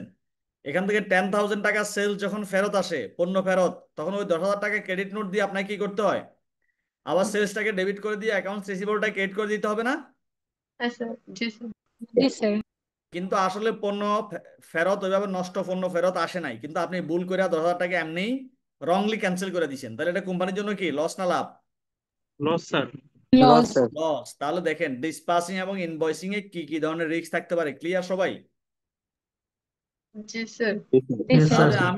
তাহলে আমি ডিসপাস এবং ইনভয়েসে সঠিক কন্ট্রোল ইম্পোজ করব। আপনাকে ম্যানেজমেন্ট এটাই বললো, আপনি এখানে জয়েন করছেন, বললো যে ভাই আমার এখানে অর্ডার নেওয়ার পরে ডেলিভারির ক্ষেত্রে কোনো কন্ট্রোল নাই, ইনভয়েসিং এর ক্ষেত্রে কোনো কন্ট্রোল নাই, ঠিকমতো রেকর্ড হয় না, হিসেব হয় না, রং ইনভয়েস দিয়ে, রং ক্রেডিট নোট দিয়ে ক্যান্সেল হয়ে যায়, বা ইনভয়েস ভুল দেয়া হয়, অথবা আমার পণ্য চলে যায় তাকে ইনভয়েস দেয়া হয় না, অথবা আমি পণ্য ডেলিভারি করি কিন্তু আমার রেকর্ডই হয় না ডেলিভারিটা, এই ধরনের প্রবলেম। তাহলে আপনি দেখলেন যে এই ধরনের প্রবলেম হয়, তখন আপনি কি করবেন, ডিসপাস এবং ইনভয়েসিং যাতে একটা কোম্পানিতে স্ট্রংলি স্টাবলিশড হয়, এটার জন্য আপনি একটা কন্ট্রোল অবজেক্টিভ আপনার থাকবে, আপনি কন্ট্রোল ইম্পোজ করবেন যে আমি না, এই রিস্কগুলা যাতে, এগুলা যাতে বারবার না ঘটে, এই রিস্কগুলা মিটিগেট করার জন্য আমার অবজেক্টিভ হচ্ছে এখানে কন্ট্রোল সেট করা। তো কন্ট্রোল সেট করার মেইন অবজেক্টিভ কি, এই রিস্কগুলাকে অ্যাড্রেস করা, যাতে all dispatches of goods are recorded, নিচে আসছে দেখেন, যাতে যত গুডস আমি ডিসপাস করবো এটা ঠিকমতো রেকর্ড হয় এবং কারেক্টলি ইনভয়েস হয়, আমি যা যা সেল করলাম বা ডেলিভারি করলাম যাতে ঠিকঠাক মতো সঠিকভাবে ইনভয়েসটা তৈরি হয়, এবং all invoices raise relate to the goods and services supplied by the business, credit notes are only given for valid reason, যাতে আমি ক্রেডিট নোট শুধুমাত্র ভ্যালিড রিজনেই দেই, যে আসলে আমার পণ্যটা খারাপ করছে এটার জন্য ক্রেডিট, তাহলে আমার যে রিস্কগুলো আমি ইনিশিয়ালি আইডেন্টিফাই করছি এই রিস্কগুলো মিটিগেট করাই হচ্ছে আমার কন্ট্রোল অবজেক্টিভ। এবার আসেন কন্ট্রোল অ্যাক্টিভিটিস। কন্ট্রোল অ্যাক্টিভিটিস আমরা পড়ে আসছিলাম, মনে আছে? ইন্টারনাল কন্ট্রোলের 5টা কম্পোনেন্টের মধ্যে জি স্যার। কন্ট্রোল অ্যাক্টিভিটিসকে আমি কি বলছিলাম, control activities is the heart of internal control, মনে আছে? জি স্যার।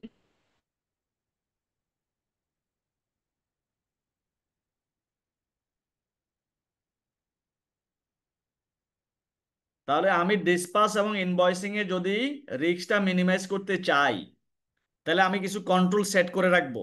এই কন্ট্রোলগুলো সেট করে রাখলে আমার প্রতিষ্ঠানের যারা ডিসপাস এবং ইনভয়েসিং এ কাজ করবে তাদের জন্য এই কাজগুলো করা ম্যান্ডেটরি। যদি আমি সেট করি তাহলে ডিসপাসিং এবং ইনভয়েসিং এ কোনো রকম রিস্ক থাকবে না। এই কন্ট্রোল অ্যাক্টিভিটিস গুলো যদি আমি সেট করতে পারি, প্রথমে কি করব, আমি অথরাইজেশন প্রসেস চালু করব, অথরাইজেশন অফ ডিসপাস অফ গুডস। আমার এখান থেকে যতগুলা গুডস ডেলিভারি হবে, ডিসপাস হবে, এগুলো যাতে প্রপারলি অথরাইজড ওয়েতে যায়, যাতে অনলি অর্ডারের এগেনস্টে আমি ডিসপাস করি। আমি দেখা যাচ্ছে পণ্য অর্ডার নিছি মিস্টার এ থেকে বা মিস্টার বি থেকে, সি থেকে, 3 জন থেকে 3,000 পণ্য অর্ডার নিছি, এরপর আমি ডেলিভারি দিয়ে দিয়েছি ডি কে, ই কে, এফ কে, হবে? যার থেকে আমি অর্ডারই নিই নাই তাকে যদি আমি সেল করে দিই, পরে যার থেকে অর্ডার নিছি তাকে আমি, তার কাছে আমি ডেলিভার করতে পারবো প্রোডাক্ট? না স্যার। না স্যার। পারবো না। তাহলে আমি অর্ডারিং, ডিসপাসিং এবং ইনভয়েসিং লেভেলে এমন কন্ট্রোল ইম্পোজ করব যাতে আমি শুধুমাত্র যাদের কাছ থেকে অর্ডার নিয়েছি তাদেরকেই যাতে ডেলিভারিটা দিই, এই জন্য বলা হয় dispatch only on sales order, dispatch only to authorize customers, যাতে আমি পণ্যটা আমার অথরাইজ কাস্টমারের কাছেই সেল করি। ওই যে কাস্টমারের নাম আমার রেফারেন্স ক্রিয়েট করা আছে, যে আমার কাস্টমার বেজে আছে, সেই আমার কাস্টমার। যার যে কাস্টমার নামে আমার রেফারেন্স নাই, যে আমার কাস্টমার বেজে নাই, সে কিন্তু আমার অথরাইজ কাস্টমার না।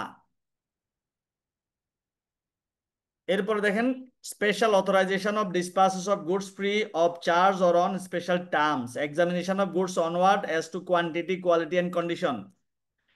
এই চ্যাপ্টারটা পড়তে গিয়ে বিরক্ত লাগতেছে আপনাদের? না স্যার, অনেক হ্যাঁ প্র্যাকটিক্যাল স্যার। মনে হইতেছে। আমি একটু বলি, এই তিনটা revenue system, purchase system, employee cost, এই তিনটা চ্যাপ্টার অনেকটা সিমিলার টাইপ। রেভিনিউ সিস্টেমটা ভালো করে পড়লে আপনি পারচেস সিস্টেমটাও পারবেন, এমপ্লয়ি কস্টও পারবেন। এই তিনটা হচ্ছে বিট মানে ইয়ে আর কি, একটু বোরিং চ্যাপ্টার। এই তিনটা আমি ট্রাই করতেছি আপনাদের সাথে, আপনাদেরকে একটু প্র্যাকটিক্যালের সাথে লিঙ্ক করে করে, নাহলে এমনি আপনারা পড়ে গেলে বুঝবেন, বাট প্র্যাকটিক্যালের সাথে লিঙ্ক করে পড়লে এটা মাথায় থেকে যাবে। আর প্র্যাকটিক্যালের সাথে আপনি প্র্যাকটিক্যাল কোনো সিনারিওর সাথে চিন্তা না করলে এই জিনিসগুলো পড়তে আপনাদের অনেক বিরক্ত লাগবে। এবং এটা শুধু ওই, এটা একবার ডেপথ অডিটের সাথে একবার ডাইরেক্ট রিলেটেড না। আমার অডিট প্ল্যানিং, অডিট প্রোগ্রামিং, তারপরে আপনার অডিট এভিডেন্স, ওই পার্টগুলোর সাথে ডাইরেক্ট আইএস আইএফআরএস এর সাথে রিলেটেড না। এগুলো কিন্তু একবারে completely control related. Examination of goods outward, goods outward মানে কি? আন্তঃপরিবহন, বহি পরিবহন নাম শুনছেন যারা কমার্সে পড়ে জি আসছেন? স্যার। জি স্যার। তাহলে পণ্য বিক্রি করে যখন ডেলিভারি দিবেন, গাড়িতে পাঠাবেন, ওটাকে কি বলে? আন্তঃপরিবহন স্যার। আউটওয়ার্ড আন্তঃপরিবহন না, ইনওয়ার্ড হচ্ছে স্যার আন্তঃপরিবহন। তাহলে আপনি যখন এক্সামিনেশন অফ গুডস, আপনি যে বহি পরিবহন যেগুলো মানে পরিবহনে যাচ্ছে, যে পণ্যগুলো ডেলিভারি দিচ্ছেন, এটার কোয়ান্টিটি, কোয়ালিটি, কন্ডিশন, এটা এক্সামাইন করতে হবে কি হবে না? আপনি আপনি দেখা যাচ্ছে পণ্য তৈরি করে দেশের বাইরে দিচ্ছেন, ইউরোপের মার্কেটে আপনার যাচ্ছে, তাহলে বহি পরিবহন বা আপনার শিপমেন্ট যে প্রোডাক্টগুলো হচ্ছে, এটা যদি আপনি quality ensure, quality, quantity, condition ensure না করে শিপমেন্ট করে দেন, তাহলে আপনার ইউরোপের কাস্টমার রিসিভ করার সময় সে কিওসি চেক করে দেখলো কন্ডিশনও ঠিক নাই, কোয়ালিটিও ঠিক নাই, কোয়ান্টিটিও ঠিক নাই, তখন অর্ডারটা সে অ্যাকসেপ্ট করবে? না স্যার। করবে না। তাহলে আপনাকে ইনহাউস ওই কোয়ালিটি এনশিওর করে পণ্য দিতে হবে। এবং সিমিলারলি এখন আপনি যদি একটা ছোট কাস্টমার হন, আপনার কাছে যে পণ্যটা আসবে, আপনি দেখছেন যে আপনি অর্ডার করছেন 10টা, আপনার কাছে আসছে 8টা। আপনি অর্ডার করছেন, অনলাইনে দেখছেন খুব চকচকা রং, সুন্দর কোয়ালিটি, কিন্তু দেখা যায় রঙের সাথে, অনলাইনের রঙের সাথে আপনার রিসিভিং রঙের কোনো মিলই নাই। একটা আছে আপনি হয়তোবা এডিট করে একটা চকচকা দেখা যাচ্ছে, এখন আপনি প্র্যাকটিক্যালি যখন পাবেন কাছাকাছি মিলতে পারে, দেখা যাচ্ছে একেবারেই মিলতেছে না। অর্ডার করছেন ব্ল্যাক, আসছে হোয়াইট, অর্ডার করছেন রেড, আসে পড়ছে আরেকটা, মানে completely different colour, different quality, different condition. আপনি কি ওটা অ্যাকসেপ্ট করবেন? অত ভদ্রলোক আপনি হয়েছেন? এত ভালো কাস্টমার আপনি রিসিভ করে নিলেন না? এই জন্য তাহলে যে বিক্রি করবে তাকেই সেটা এক্সামাইন করে এনশিওর করতে হবে যে right quality, right quantity, right কন্ডিশনের প্রোডাক্টটা পাঠানো। আদারওয়াইজ কি আমার সবগুলা পণ্যই ডেলিভারি হয়ে আবার ফেরত আসবে। এই জন্য আমি ডিসপাস এবং ইনভয়েসিং এ কোম্পানির এন্ড থেকে কি করবো, এগুলো আমাকে আগে examine. Recording of all goods outward on dispatch note, dispatch নোটের সাথে চেক করে নেব আমার গাড়িতে যে পরিমাণ পণ্য আমি ডেলিভারি দিচ্ছি ওটার সাথে আমার যেই ডেলিভারি নোট বা ডিসপাস নোটের সাথে ম্যাচ করে নেব।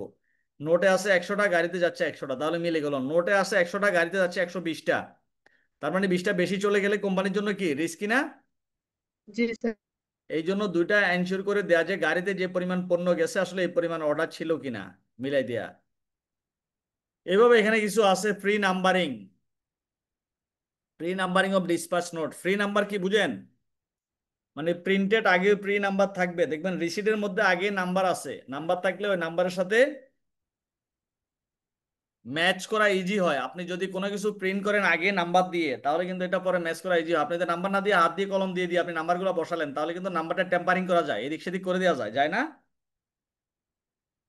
তো প্রি নাম্বার বলে যেটা আপনার আগেরই আগে নাম্বারটা প্রিন্ট করা থাকে। দেখবেন মানি রিসিট এটার মধ্যে আগে নাম্বারটা প্রিন্ট করা আছে। তাহলে আপনি যদি মাঝখানে কোনো একটা দিনের মাঝখান দিয়ে একটা মানি রিসিট দেন, তাহলে এটা ডেটের সাথে, সিরিয়ালের সাথে, সিকোয়েন্সের সাথে না মিললে তখন কিন্তু আপনি অডিটে ধরে ফেলতে পারবেন। আর যদি এখানে কোনো ফ্রি নাম্বার না থাকে, সব হাত দিয়ে দিয়ে লিখে আজকেরটা কিছু ডিসেম্বরে বিক্রি করছে, ওটাকে জানুয়ারি ডেট লিখে দিয়ে রাখা লিখে রাখা যাবে। বাট ডেটটা যদি আগেও প্রিন্ট করা থাকে, তাহলে আপনি চাইলে ডেটটা চেঞ্জ করতে পারবেন? না না স্যার। পারবেন না। তাহলে condition of return check, recording of goods return on goods return notes, signature of dispatch notes by customers, এগুলো আসলে জাস্ট ডিসপাস এবং ইনভয়েসিং রিলেটেড। এটা আপনারা পড়লেও কিছু জিনিস আমি এই লাইন বাই লাইন রিপিট করলাম না। মানে আমার ডেলিভারিটা এবং ইনভয়েসিংটার উপরে স্ট্রং কন্ট্রোল ইম্পোজ করার জন্য এই কন্ট্রোল অ্যাক্টিভিটিসগুলো কোম্পানির এন্ড থেকে ইম্পোজ করবে। এখন এই কন্ট্রোল কিন্তু আবার সব বিজনেসের জন্য অ্যাপ্লিকেবল নাও হতে পারে। এখানে হয়তো একটা ম্যানুফ্যাকচারিং কোম্পানির কথা চিন্তা করে বা ট্রেডিং কোম্পানির কথা চিন্তা করে কিছু বেসিক দিয়ে রাখছে, বাট আপনি মেইন কনসেপ্টটা জেনে নেবেন। এরপর আপনি অডিটর, টেস্ট অফ কন্ট্রোল, এই কন্ট্রোলগুলো সেট করছে কোম্পানি, কোম্পানি এটা এনশিওর করবে। এখন আপনি এই কন্ট্রোলগুলো যে কোম্পানি সেট করছে, আপনি অডিটর হিসেবে দেখবেন যে এই কন্ট্রোলগুলো কাজ করতেছে কিনা, আপনি টেস্ট করবেন।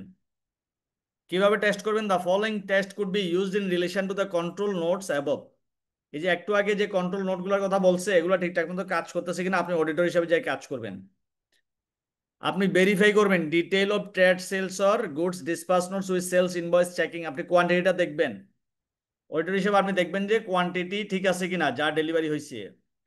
Price charge with official price list, কোম্পানির যদি কয়েকশো আইটেম থাকে, কোন আইটেমটা কত টাকা বিক্রি করবে তাদের প্রাইস লিস্ট থাকবে নাকি থাকবে না অ্যাপ্রুভড? থাকবে স্যার। তো প্রাইস লিস্ট যদি না থাকে, তার মানে আমরা ধরে নেব যে কোম্পানির প্রাইসিং এর উপর কোনো কন্ট্রোল নাই, তাই না? জি স্যার। জি স্যার। তাহলে নিশ্চয় প্রাইস লিস্ট আছে। এখন আপনি যখন অডিটর হিসাবে যাবেন, তখন আপনি বলবেন যে ভাই আপনাদের অ্যাপ্রুভ প্রাইস লিস্টটা দেন। ওই প্রাইস লিস্টটা ধরে আপনি চেক করবেন যতগুলো ইনভয়েস করছে, ইনভয়েসে যে প্রাইস দেখাচ্ছে এটা প্রাইস লিস্ট অনুযায়ী কিনা। যদি প্রাইস লিস্ট অনুযায়ী না হয়, তাহলে আপনি অডিটর হিসেবে এখানে অডিট অবজারভেশন দিতে পারবেন, তাই না? তাহলে আপনি চেক করবেন যে ইনভয়েসে যেসব প্রাইস এই কোম্পানি প্রোডাক্টের জন্য চার্জ করছে, এগুলো তাদের প্রাইস লিস্টের সাথে ম্যাচ করে কিনা। এরপর trade discount have been properly dealt with. আপনি দেখবেন যে ট্রেড ডিসকাউন্ট মাঝে মাঝে সকালে দেখবেন মেসেজে আসছে যে আজকে যদি বাটাতে যান, এফএক্সে যান, ফ্ল্যাট 20% ডিসকাউন্ট, মেসেজ আসে না? জি জি স্যার। স্যার। ডিসকাউন্টে কি আমার সারা জীবন থাকবে? না স্যার। না স্যার। তাহলে কোম্পানি যে সাডেনলি ডিসকাউন্ট দিচ্ছে কেন দেয়? তাদের হয়তো স্টক ক্লিয়ার করার জন্য, হয়তো বেশি প্রোডাক্ট তাদের সামনে আগামী মাস 2 মাস পরে তাদের অনেক প্রোডাক্টের ডেট ওভার হয়ে যাবে। এই জন্য তারা কি করে, আমরা তো ডিসকাউন্ট দেখলে লাইন ধরে গিয়ে হুমড়ি খেয়ে পড়ি, কিন্তু ডিসকাউন্ট দেওয়ার পিছনে কিছু কাহিনী আছে, আছে নাকি নাই?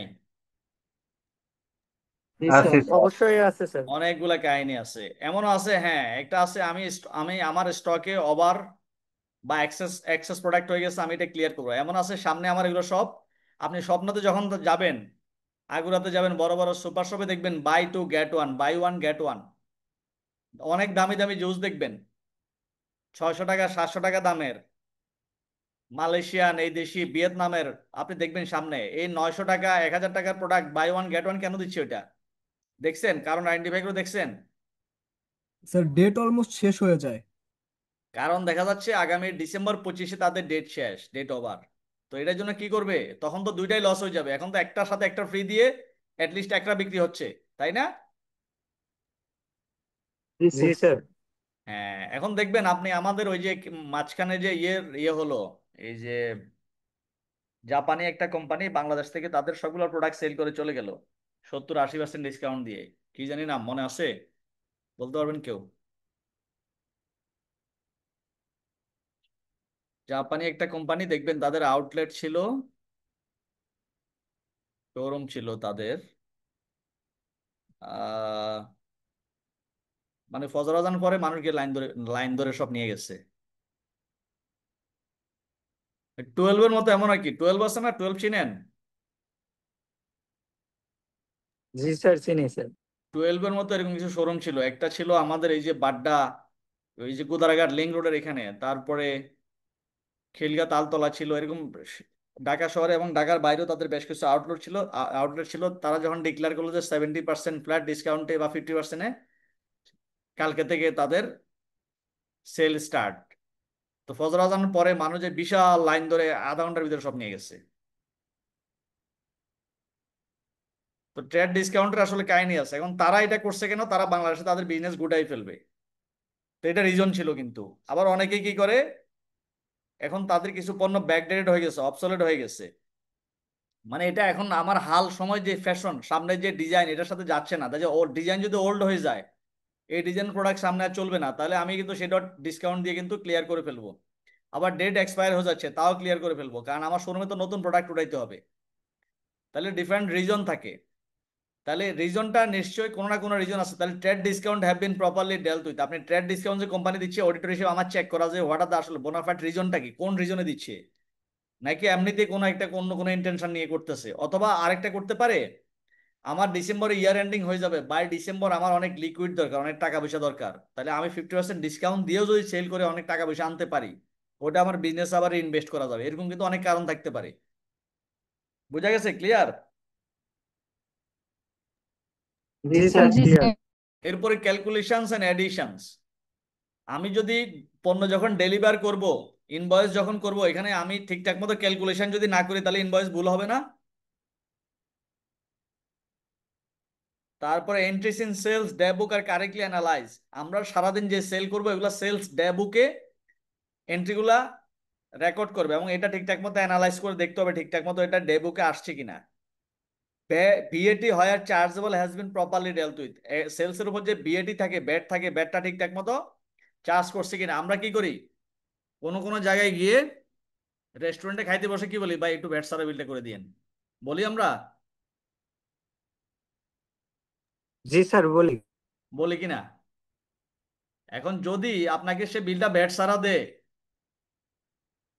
তার মানে আপনাকে বুঝতে হবে যে ওইখানে কন্ট্রোলের ঝামেলা আছে। একজন সেলসম্যান, বা আমরা কি বলি যারা আমাদেরকে ওই যে ইয়ে দেয়, খাবার দিয়ে যায় টেবিলে, ওয়েটার। ওয়েটার বলি না? And তার কাছে যদি জি। পাওয়ার থাকে সে চাইলে আপনাকে ব্যাট অ্যাড করে দিবে, সে ব্যাট অ্যাড করে দিবে না, তার মানে এখানে কন্ট্রোল আছে ঠিক মতো? না স্যার। না স্যার। নাই। আছে? তৌফিক কি বলে, আছে? না স্যার। নাই। তাহলে যেখানে ব্যাট চার্জেবল এটা প্রপারলি আছে কিনা ওইটাও কিন্তু পার্ট অফ কন্ট্রোল। যদি আপনার এই যে সে যদি একটা ওয়েটার চাইলে ব্যাট কম বেশি করে দিতে পারে, তার মানে কি এখানে কিন্তু অনেক দুর্নীতি হওয়ার সুযোগ আছে, নাকি নাই? করাপশনের সুযোগ আছে, ফান্ড এমবেজল করার সুযোগ আছে। কারণ সে চিন্তা করছে, এখন আপনি স্টার কাবাবে খাইতে বসছেন, আপনি বললেন যে একটু ভ্যাট সারা বিলটা করে দিও, এখন আপনার বিল আসছে 10,000 টাকা, এটার সাথে যদি ব্যাট অ্যাড হয়, ব্যাট কত percent? Sir 15%। Sir 15। 15% VAT add হয়? খাবারের উপর কি 15% নাকি আরো কম? স্যার আচ্ছা, আর কম হইতে পারে, হ্যাঁ এক্স্যাক্টলি আমার যাই হোক। আচ্ছা, ব্যাট আপনাকে চার্জ করলো 10,000-এর উপর আরো 2,000 ব্যাট অ্যাড করে দিল, হয়ে গেল 12,000। এখন ওই ওয়েটার কি করছে, আপনার সাথে একমত হয়ে সে ব্যাটটা চার্জ করে নাই, আপনাকে 10,000 করছে, আপনি তাকে 500 টাকা দিয়ে দিলেন। তাহলে সে যদি এভাবে সারাদিন কাস্টমার থেকে 500 নেয়, এখন তার বেতন হইতে পারে মাসে ম্যাক্সিমাম 15 থেকে 20,000, এক্সট্রা পাবে কত? ডেলি সে 5,000 করে এরকম আর্ন করলো। এইভাবে যদি সে কিন্তু এভাবে দুর্নীতির আশ্রয় নিলে কিন্তু 5,000 টাকা ডেলি আর্ন করা কোনো ডিফিকাল্ট কিছু না। ডিফিকাল্ট যদি চালু দোকান হয়, চালু শপ হয়, তাহলে ডেলি আর 5,000 করে হলে তার এক মাসে কত হবে? স্যার 1,50,000। 1,50,000। তার মানে ওইরকম স্কোপ থাকলে কি মনে করতে হবে, এখানে কন্ট্রোলের প্রবলেম আছে। কন্ট্রোলে কি আছে? সমস্যা আছে। প্রবলেম আছে। পোস্টিং টু রিসিভেবল লেজার, তাহলে আমরা কি করব, এই ধরনের যাতে স্কোপ না থাকে। তার মানে আমি যখন ইনভয়েসটা জেনারেট করব, আমার ফার্স্ট থেকে যে ইনভয়েসটা দেবো এখানে সিস্টেমেই থাকবে যে ব্যাট সহ, ব্যাট ছাড়া ইনভয়েস জেনারেট করার কোনো সুযোগই থাকবে না। কিন্তু আপনি যদি সিস্টেম রেখে দেন ম্যানুয়ালি হাত দিয়ে লেখা নিয়ে বিলটা দিবে, তাহলে কিন্তু ওইটা করার সুযোগ থাকবে নাকি থাকবে না? থাকবে স্যার। থাকবে। তাহলে আমার দেখছেন, আমি যদি কন্ট্রোলটা যদি ডিজিটালি কন্ট্রোল করি যে আমার এখান থেকে কোনো ইনভয়েসে জেনারেট হবে না উইদাউট অ্যাডিং বিএটি, তাহলে আপনার কন্ট্রোল সেট হয়ে গেল, ওইটা কিন্তু কন্ট্রোল। আর আপনি যদি না ওইটা সুযোগটা রেখে দেন, তাহলে আপনার এটার মিস ইউজ হবে। Verify details of trade sales with entries in the inventory records, আপনি ইনভেন্টরি রেকর্ডের সাথে ট্রেড সেলটা ভেরিফাই করবেন ঠিক আছে কিনা। ভেরিফাই নন রুটিন সেল, কোম্পানির কিন্তু কিছু নন রুটিন সেল থাকে, এখন আপনি ধরেন সিমেন্ট ম্যানুফ্যাকচারার, সিমেন্ট কোম্পানি, এই যে ক্রাউন সিমেন্ট আছে, আমাদের লাফার্জ হোলসিম আছে, কি আছে, আনোয়ার সিমেন্ট আছে, শাহ সিমেন্ট আছে, নাম শুনছেন? জি স্যার। জি স্যার। তাহলে এই এই কোম্পানিগুলার মেন প্রোডাক্টটা কি? What are their main products? তো সিমেন্ট। সিমেন্ট। সিমেন্ট। এখন তাদের সিমেন্ট তো তাদের কোর প্রোডাক্ট। সিমেন্ট ছাড়া তারা, এই সিমেন্টটা হচ্ছে তাদের, এর বাইরে কি তাদের অন্য কোনো স্ক্র্যাপ সেল করে কোনো কিছু আর্ন করার সুযোগ আছে মেইন প্রোডাক্টের বাইরে? না স্যার। থাকবে না। এত বড় কোম্পানি ম্যাগনা কার্টে ধরেন বিশাল ফ্যাক্টরি, তারা সিমেন্ট, শুধু সিমেন্টের বস্তা বিক্রি করে, এর পাশাপাশি তাতে কিন্তু অনেক স্ক্র্যাপ সেল হইতে পারে। দেখা যাচ্ছে অনেকগুলো ওয়েস্টের সিমেন্টের বস্তা টস্তা আছে, এগুলো সেল করতে পারে না, এটা কি ফ্রি দিয়ে দিবে?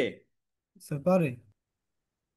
ওয়েস্টেজ অনেক কিছু সেল হইতে পারে না। আপনি গার্মেন্টস ম্যানুফ্যাকচারার, আপনার শত শত কোটি টাকার বাইরে এক্সপোর্ট হয়, কিন্তু মাঝে মাঝে আপনার 2-3টা শিপমেন্টের মাল ফেরত চলে আসছে কোয়ালিটি ফেল করে, ওগুলো আপনি আবার ভ্যানের মধ্যে পাবেন, পাবেন না?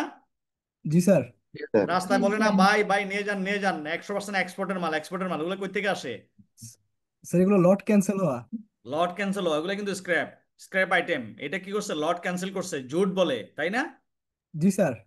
লট ক্যান্সেল বলে। তাহলে ওটা কিন্তু তাদের কিন্তু মেইন প্রোডাক্ট না, মেইন প্রোডাক্টটা তো সে এক্সপোর্ট করতেছে। এরকম আপনি সিমেন্ট কোম্পানি যদি হলে, ওরও সিমেন্টের পাশাপাশি এরকম স্ক্র্যাপ কিছু থাকতে পারে। আবার কোম্পানির প্রচুর অ্যাসেট আছে, ধরেন আপনার ফিক্সড অ্যাসেট আছে, অনেক মেশিনারিজ আছে, অনেক কিছু আছে, মাঝে মধ্যে 2-একটা মেশিনারি নষ্ট হয়ে যায়, 1 কোটি টাকা একটা মেশিনারি নষ্ট হয়ে গেছে, এটা আর ইউজ করা যাবে না, তো এটা আমি চাইলে কোনো রকম কেজি কেজি ওজনে বিক্রি করে দিলাম। 1 কোটি টাকার আইটেমটা আমি 2,000 টাকা বিক্রি, 20,000 টাকা বিক্রি করে দিলাম, তো এটা স্ক্র্যাপ আইটেম হবে না? হবে স্যার। স্ক্র্যাপ সেল হবে না? তো এরকম কিন্তু স্ক্র্যাপ সেলও হয়। তো আপনি যদি সবসময় কোর সেল নিয়ে সবসময় কাজ করেন, তো স্ক্র্যাপ সেলও কিন্তু কোম্পানির ওয়ান টাইপস অফ কিন্তু রেভিনিউ জেনারেট হওয়ার কিন্তু ওয়ে মাধ্যম। ওইখানেও কিন্তু কোটি কোটি টাকার, বড় কোম্পানিতে কোটি কোটি টাকার বিজনেস আছে। তাহলে ওই জায়গায়ও কি আমার পলিসি লাগবে, কন্ট্রোল লাগবে নাকি লাগবে না? লাগবে স্যার। তা আমাদের দেশে যেটা হয় দেখবেন যে, মানে যারা পলিটিক্স এর সাথে ইনভলভ বা যারা প্রভাবশালী, গাজীপুরের দিকে বা নারায়ণগঞ্জের দিকে যেসব জায়গায় ফ্যাক্টরি আছে, ওখানে যারা জুট ব্যবসায়ী, ওই যে যে স্ক্র্যাপ আইটেমের ব্যবসা করে, এটা করে করে অনেকে শত শত কোটি টাকার মালিক হয়ে যায়। জি স্যার। স্যার কারণ আমাদের তারা কি দিকে করে, আছে এটা। কোম্পানিকে বলবে যে আপনি লটের যে আইটেমগুলা যেগুলো এক্সপোর্ট ফেল করে, এগুলো আমার কাছে ছাড়া বাইরে কারো কাছে সেল করতে পারবেন না। তারা কিন্তু ওইসব এলাকায় কি ওইসব দখল করে, কইরা আইনা দেখা যাচ্ছে জিন্সের জিন্সের প্যান্ট কোম্পানি থেকে প্রতিটা পিস 200 করে কিনে ফেললো, এরপরে বাইরে ব্যানওয়ালার কাছে বিক্রি হলো 800 করে, ব্যানওয়ালা আপনার কাছে বিক্রি করতেছে 1,000 করে। আসলে এটা অরিজিনালি কিনতে গেলে জেনুইনটার দাম ছিল 3,000 টাকা। তো ওইটা কিন্তু কোম্পানির কোর সেল আইটেম না, ওইটার উপরে কিন্তু কন্ট্রোল দরকার আছে। এখন যদি কন্ট্রোল না থাকে, ওইটা ওইখানে শত শত কোটি টাকার কিন্তু এক্সপোর্ট ক্যান্সেল হয়, কোয়ালিটি ফেল করে, কিন্তু ওইটার উপরে কিন্তু ভালো একটা রেভিনিউ আছে কোম্পানির। বোঝা গেছে? সবাই ক্লিয়ার? জি স্যার। জি জি স্যার। Sir sir. সেল যদি ফেল করে স্যার রেভিনিউ হবে কেমনে? কোনটা? স্যার যদি সেল ফেল করে স্যার চলে আসে তখন স্যার কোম্পানির রেভিনিউ হবে কেমনে? রেভিনিউ হবে তো, রেভিনিউ পার্টের মধ্যে থাকবে, হয়তো কোর রেভিনিউ লাইনে থাকবে না আর কি, এটা আদার আদার ইনকাম হিসাবে গেল, তো এটা রেভিনিউ তো কোম্পানির।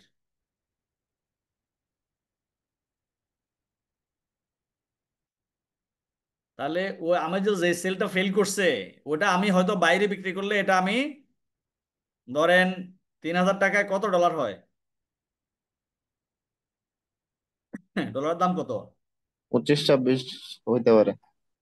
25-26 হইতে পারে। 3,000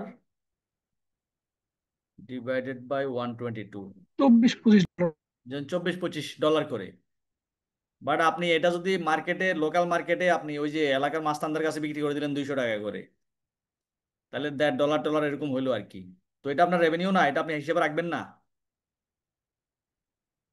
এটাকে এখানে বিক্রি করে আপনি এখান থেকে মুড়ি চানাচুর খাই ফেলবেন ওই টাকা দিয়ে,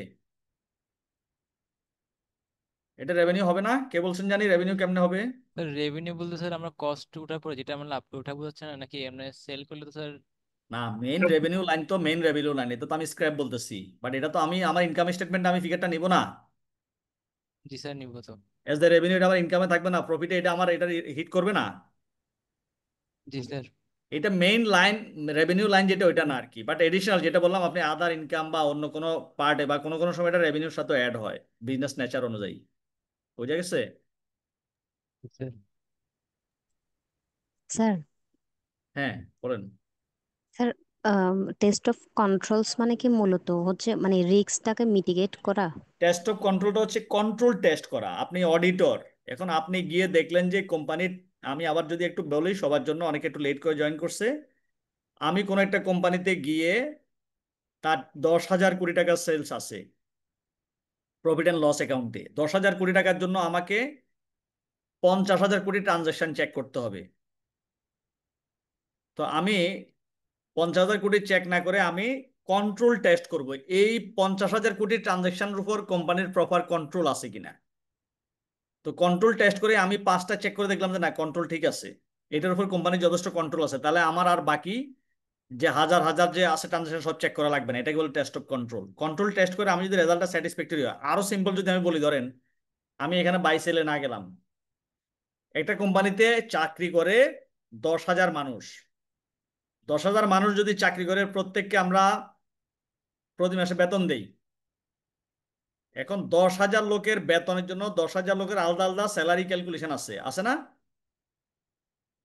এখন আপনি জি স্যার। অডিটে যাই যদি বলেন যে 10,000 লোকের প্রত্যেকের স্যালারি আমি ক্যালকুলেশন করে দেখবো, এটা কি সম্ভব?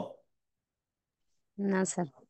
তাহলে আমি কি করব? আমি টেস্ট অফ কন্ট্রোল করব, মানে কন্ট্রোল টেস্ট করব। ওই যে স্যালারি এন্ড ওয়েজেস যে ফিগারটা প্রফিট এন্ড লস অ্যাকাউন্টে আসে, 10,000 লোককে যে কোম্পানি স্যালারি দিচ্ছে, আমি বলবো যে ভাই আমাকে 2টা ম্যানেজারের স্যালারি শিট দেন, একটা এই অফিসারের স্যালারি শিট দেন, একটা এজিএম এর দেন। আমি এরকম বিভিন্ন ক্যাটাগরির 5টা স্যালারি শিট নিলাম, 5টা আমি টেস্ট বেসিসে নিলাম, নিয়ে 5টা চেক করে দেখলাম না ক্যালকুলেশন ঠিক আছে, তাহলে কি বাকি 8,000 বা 9,990 জনের স্যালারি শিট আমার চেক করা লাগবে? না স্যার। আচ্ছা স্যার, ওই মানে যে আমি যে মাঝখান থেকে পাঁচটা টান দিলাম। এখন আপনি ধরেন আপনি ভাত রান্না করতেছেন, এখন আপনি চুলায় আপনার গ্যাসের চুলায় ভাত বসায় আসছেন, এখানে আপনি দিলেন 1 কেজি চাল ফর এক্সাম্পল, এরপর আপনি 17 থেকে 18 মিনিট পরে দেখবেন যে ভাতটা হয়েছে কিনা, মানে ভাত বেশি নরম হয়ে গেল কিনা, শক্ত হয়ে গেল কিনা। ওটার জন্য আপনি কি করবেন? আপনি ঢাকনাটা তুলে চামচ দিয়ে 2-3টা ভাত নিয়ে দেখবেন, নাকি আপনি পুরা পাতিলটা পুরোটা উল্টায় বাইর করে প্রতিটা একটা একটা করে দেখবেন নরম আছে নাকি শক্ত আছে। হ্যাঁ না স্যার, 2-3টা দেখবো। 2-3টা দেখলে ওটা কন্ট্রোল টেস্ট, 2-3টা দেখে আপনি বুঝে গেলেন পুরোটা ঠিক আছে। কিন্তু আপনি 3টা দেখলেন, আচ্ছা তার মধ্যে 3টা দেখলেন যে একটা শক্ত একটা নরম, তাহলে আপনার একটু কনফিউশন হবে, আপনি চামচটা আবার দিবেন, আবার দিয়ে আরেক চামচ নিলেন, দেখলেন যে না ঠিক আছে। কিন্তু আপনি প্রথমে যখন দেখলেন যে 3টা নিয়ে 3টাই না সেম টাইপের নরম, তাহলে কিন্তু আপনি আবার আরেকটা চামচ দিবেন না, চামচ দিয়ে আবার নিবেন না। তাহলে কন্ট্রোল টেস্টটা কিন্তু এমন, হাজার হাজার ট্রানজাকশন আপনি মাঝখানে টেস্ট বেসে 2টা টান দিয়ে দেখলেন যেটা ঠিক আছে কিনা, যদি ঠিক থাকে তাহলে বাকিটা রন নিবেন ঠিক আছে। আর আপনি 5টা চেক করে দেখলেন 3টা গন্ডগোল, তাহলে আপনি আরো 20টা নিবেন, আরো 20টা গন্ডগোল হলে আপনি আরো 30টা নিবেন। তো এখানে কন্ট্রোল টেস্টটা বিভিন্ন ধাপে ধাপে করতেছে, কারণ স্যালারির জন্য তো আমি স্যালারি শিট 10টা চেক করলে হবে, আর সেলসের জন্য তো শুধু আমি কি দেখবো, অর্ডারিং লেভেলে কন্ট্রোল টেস্ট করব, ডিসপ্যাচ লেভেলে করব, ইনভয়েসিং লেভেলে করব, কালেকশন লেভেলে করব। তা সেলসের জন্য আমি কন্ট্রোল টেস্ট করতে হলে সেলস একটা সাইকেল আছে, একটা কোম্পানির সেলস তো সরাসরি হয়ে যায় না, কতগুলো ধাপে ধাপে হয়। কোম্পানি অর্ডার নিবে, প্রোডাক্টগুলো তৈরি করবে, এরপর ডেলিভারি দিবে, ইনভয়েস করবে, টাকা কালেকশন করবে, রিসিভেবল মেনটেন করবে, অনেকগুলো সাইকেল আছে। তাহলে প্রতিটা সাইকেল থেকে আপনি কিছু কন্ট্রোল টেস্ট করবেন, এটাকে বলে টেস্ট অফ কন্ট্রোল। ক্লিয়ার? আর কোনো কোশ্চেন আছে? স্যার জি জি স্যার, স্যার। একটা বিষয়। স্যার বলেন। আচ্ছা স্যার, ওই যে টেস্ট অফ কন্ট্রোলের যে বিষয়টা, এটার মাঝে দেখা যাইতেছে যে আমার যখন মন চায় বা আমার যদি যে মানে ইচ্ছে হইতেছে যে আমি এই জিনিসটা টেস্ট করব, মানে হাজার হাজার ট্রানজাকশনের মধ্যে আমার ইচ্ছে হইতেছে যে আমি প্রথম 2-3টা টেস্ট করবো। স্যার এই যে আমি টেস্ট করবো, এটা কি আমার ইচ্ছা মতো যে আমি এখান থেকে নেব বা প্রথম থেকে এটা নেব বা আমরা শেষের এটা দিকে আমাদের নেব? আরেকটা চ্যাপ্টার আছে আপনাদের, ওই যে অডিট ডকুমেন্টেশন, তারপরে ওইখানে আমরা বলবো যে টেস্টের স্যাম্পলিংটা কিভাবে করা হয়, ওই চ্যাপ্টারে সুন্দর এক্সাম্পল পেয়ে যাবেন। আচ্ছা স্যার, ওই যে এটা আপনি ঠিক যে একটা বলছেন, আমি কি তাহলে মন মতো আন্দাজি করব? আন্দাজি করলে তো আমার না, স্যাম্পলিং এরও কিছু প্রসেস আছে, হ্যাপাজার্ড স্যাম্পলিং আছে, সিস্টেম্যাটিক স্যাম্পলিং আছে, মানে স্যাম্পলিং করা। আপনি অনেক শত শত পপুলেশনের মধ্যে থেকে আপনি কোনগুলো পিক করবেন, এটারও কোনো একটা বেসিস থাকবে। এখন ধরেন আপনি আরো 12 মাসের অডিট করবেন 1 বছরের, এখন আপনি যদি শুধু জানুয়ারি মাসে 50টা দেখে আইসা পড়েন, কোম্পানি অনেক স্মার্ট, তারা সব কাহিনী করছে নভেম্বর ডিসেম্বর মাসে, তাহলে আপনার নিশ্চয়ই বেসিস থাকবে আপনি প্রতি মাস থেকে নেবেন দুইটা দুইটা করে। আপনি হয়তো চিন্তা করলেন না আমি এখানে 10,000 লোক চাকরি করে, আমি যখন স্যালারির উপর কন্ট্রোল টেস্ট করব আমি কি করব, যাদের স্যালারি 1 লাখের উপরে ওরকম নিব 5টা, যাদের স্যালারি 10,000-এর উপরে ওরকম নিব একটা, এরকম আপনার কিছু একটা বেসিস থাকবে। ঠিক আছে? জি স্যার, এটার জন্য যে আপনি বলছিলেন যে একটা, যেমন আমি ম্যানেজারদের স্যালারি হ্যাঁ, টেস্ট এটা করব। টেস্ট করার জন্য, হ্যাঁ এটা আমি তো আপনাকে জাস্ট এক্সাম্পল দেওয়ার জন্য বললাম, but there is a sir system. এটা ধন্যবাদ আপনি স্যার। বিভিন্ন স্যাম্পলিং মেথড আছে, যে কোনো একটা মেথড অ্যাপ্লাই করে আপনি এটা স্যাম্পলিং করবেন, স্যাম্পলটা নেবেন আর কি চেক করার জন্য। আর কোনো কোয়েশ্চেন মানে আছে? মূল কথা হচ্ছে যে ক্রাইটেরিয়া অনুযায়ী চেক করা না। হ্যাঁ বলেন। স্ট্যাটিস্টিকে যে মেথড গুলো ইউজ করে এগুলো কি এখানে কি সেম মেথডই হয়, টি টেস্ট বা জেড টেস্ট? কোন মেথড আবার বলেন তো? টি টেস্ট আর জেড টেস্ট এগুলো কি এখানেও ইউজ হয়? আমি বুঝিনি আপনার কথা ক্লিয়ার, আবার একটু একটু জোর বলেন। স্যার, স্ট্যাটিস্টিকে যে মেথড গুলো ইউজ হয় টি টেস্ট আর জেড টেস্ট এগুলো কি এখানে হইতে ইউজ পারে হয়? হইতে পারে হইতে পারে হইতে পারে, আপনি স্যার, অডিটের সময় আপনার ফ্রিডম থাকবে। রিসার্চের ক্ষেত্রে স্যাম্পলিং এর মেথড আছে স্যার, ওটা স্যাম্পলিং এর আলাদা মেথড আছে, আমরা অডিট ডকুমেন্টেশন চ্যাপ্টারে পড়লে খুব নাইসলি আছে, আমরা ওই চ্যাপ্টারে দেখবেন আপনাদের একদম ক্লিয়ার হয়ে যাবে। আপনারা এই 3টা chapter, revenue system, purchase system, employee cost, এই 3টা পরে বিরক্ত হয়ে যায় না, আমাদের আরো ইন্টারেস্টিং চ্যাপ্টার আছে। আর এই 3টা একটু ক্লাসে আপনার ক্লিয়ার হয়ে গেলে এগুলা নিজেরা কিন্তু বাসায় পড়তে বিরক্ত লাগবে, এই 3টা কিছুটা বিরক্তি চ্যাপ্টার। সো এখান থেকে আবার পরে এই 3টা চ্যাপ্টার পরে আমি অনেক সময় 3টা চ্যাপ্টার পরে পড়াই। অনেকে যখন বিরক্ত হয় তখন ওই একটু ইন্টারেস্টিং গুলা দিয়ে পড়াই, এই 3টা শেষের দিকে নিয়ে যাই, শেষের দিকে লোকজন তেমনি ধৈর্য কমে যায়। এখন ট্রাই ভালো করছি আমি একটু সিরিয়ালি পড়াই ভালো যাই, লাগছে স্যার, আপনি একটু ধৈর্য নিয়ে এই পড়েন। কাজের সাথে রিলেটেড স্যার আছে এই তো পেপার স্যার। গুলো ভালো লাগতেছে। না ভালো লাগবে তো ভালো, মানে কম্পারেটিভলি আপনার বাকি চ্যাপ্টারগুলো আরো ভালো লাগবে, তো এটা যদি ভালো লাগে তাহলে তো এটা গুড সাইন, আপনাদের অন্য চ্যাপ্টারগুলো পড়তে আরো ভালো লাগবে। বাট এই 3টা চ্যাপ্টার কিছুটা অনেক সময় লম্বা সময় ধরে পড়তে গেলে কিছুটা বিরক্ত আসবে আর কি, মানে একই টাইপের জিনিস বারবার রিপিট অলমোস্ট হচ্ছে। 160 স্টুডেন্ট, সবার তো ভালো নাও লাগতে পারে, বাট এই কাজের সাথে রিলেটেড আছি সেজন্য ভালো লাগতেছে স্যার। হ্যাঁ হ্যাঁ।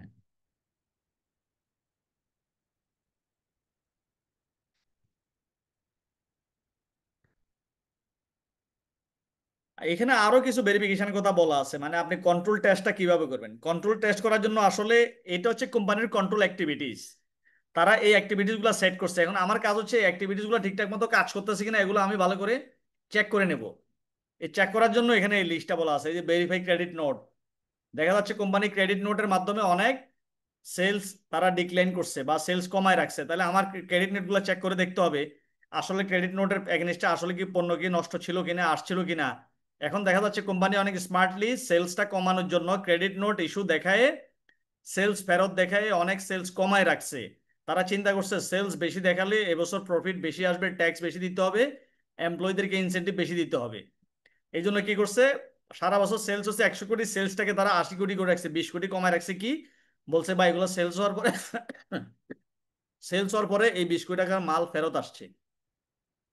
এইভাবে করে কোম্পানি ইন্টেনশন থাকতে পারে না? জি স্যার। জি স্যার। তাহলে আপনার কাজ হলো কি, অ্যাজ এ অডিটর আপনি যদি সবগুলা সে ফেরত বলে আপনি এটার উপর রিলাই করে চলে আসবেন, আপনি টেস্ট কন্ট্রোল টেস্ট করে দেখবেন কয়েকটা ওই যে করেসপন্ডেন্স আর আদার সাপোর্টিং এভিডেন্স দেখবেন, অ্যাপ্রুভাল বাই অথরাইজড অফিসিয়াল। কোম্পানির যে অথরাইজেশন প্রসেস আছে ওই প্রসেস অনুযায়ী যে পণ্যগুলোকে তারা নষ্ট বলতেছে এটা আসলে ঠিকঠাক মতো আসলে নষ্ট ছিল কিনা, এবং এটা পণ্যগুলো রিসিভ করে আসলে সেলসটা ইয়ে করছে কিনা, মানে ডিক্লাইন কমাইছে কিনা, ফেরতটা রেকর্ড করছে কিনা ওইভাবে। তাহলে এটার জন্য গুডস রিটার্ন নোট থাকবে, এটার প্রপার ক্যালকুলেশন থাকবে, এন্ট্রি এন্ট্রি বুক টুকে এটা ঠিক মতো আসছে কিনা, রিসিভেবল লেজারে আপনি যদি পণ্য ফেরত আসে তাহলে তো রিসিভেবলও কমে যাবে, সেলসও কমে যাবে না? তাহলে লেজারে গিয়ে এটা প্রপারলি হিট করছে কিনা এই ক্রস চেক গুলা করতে হবে, নিউমারিক্যাল সিকোয়েন্স বলতেছে, সিকোয়েন্স গুলা দেখতে হবে। দিস আর দ্য লিস্ট আর কি, এটা একটু পড়ে নিবেন, এগুলা সিম্পল সহজ জিনিস। তাহলে আমাদের 2টা পার্ট শেষ। নাম্বার 1 হচ্ছে অর্ডারিং, তারপর হচ্ছে ডিসপাসিং বা ডেলিভারিং এন্ড ইনভয়েসিং। এরপরের কাজ কি? রেকর্ডিং। সেল সাইকেলের মধ্যে পরের ধাপটা কি? রেকর্ডিং। রেকর্ডিং। মানুষের থেকে অর্ডার নিলাম, অর্ডারটা রেকর্ড করলাম, পণ্যটা আমি তৈরি করলাম, তৈরি করে তাকে ডেলিভারি দিলাম, তাকে ইনভয়েসও করলাম, কিন্তু এবার আমার বইতে কি করব? রেকর্ড করব। রেকর্ড করব। আমি এখন সবকিছু করলাম, এরপরে আমি অর্ডার নিলাম, পণ্য তৈরি করলাম, ডেলিভারি করলাম, আমি তাকে ইনভয়েসও দিলাম কিন্তু আমার বইতে রেকর্ড করি নাই, তাহলে আমার ফাইন্যান্সিয়াল স্টেটমেন্টে ওই সেলটা আসবে, ওই রেভিনিউটা আসবে? না স্যার। আসবে না। তাহলে রেকর্ডিং এ কি কি রিস্ক থাকে? রেকর্ডিং লেভেলে আমি যখন রেকর্ডিং এ প্রপার কন্ট্রোল ইম্পোজ করব, এবার রেকর্ডিং এ থাকবে invoice sales might not be properly recorded. Invoice যা সেল করছি বা যে পরিমাণ সেল করছি বা ইনভয়েস দিছি আমি, ওইটা প্রপারলি রেকর্ড নাও হতে পারে। আবার credit note might not be properly recorded.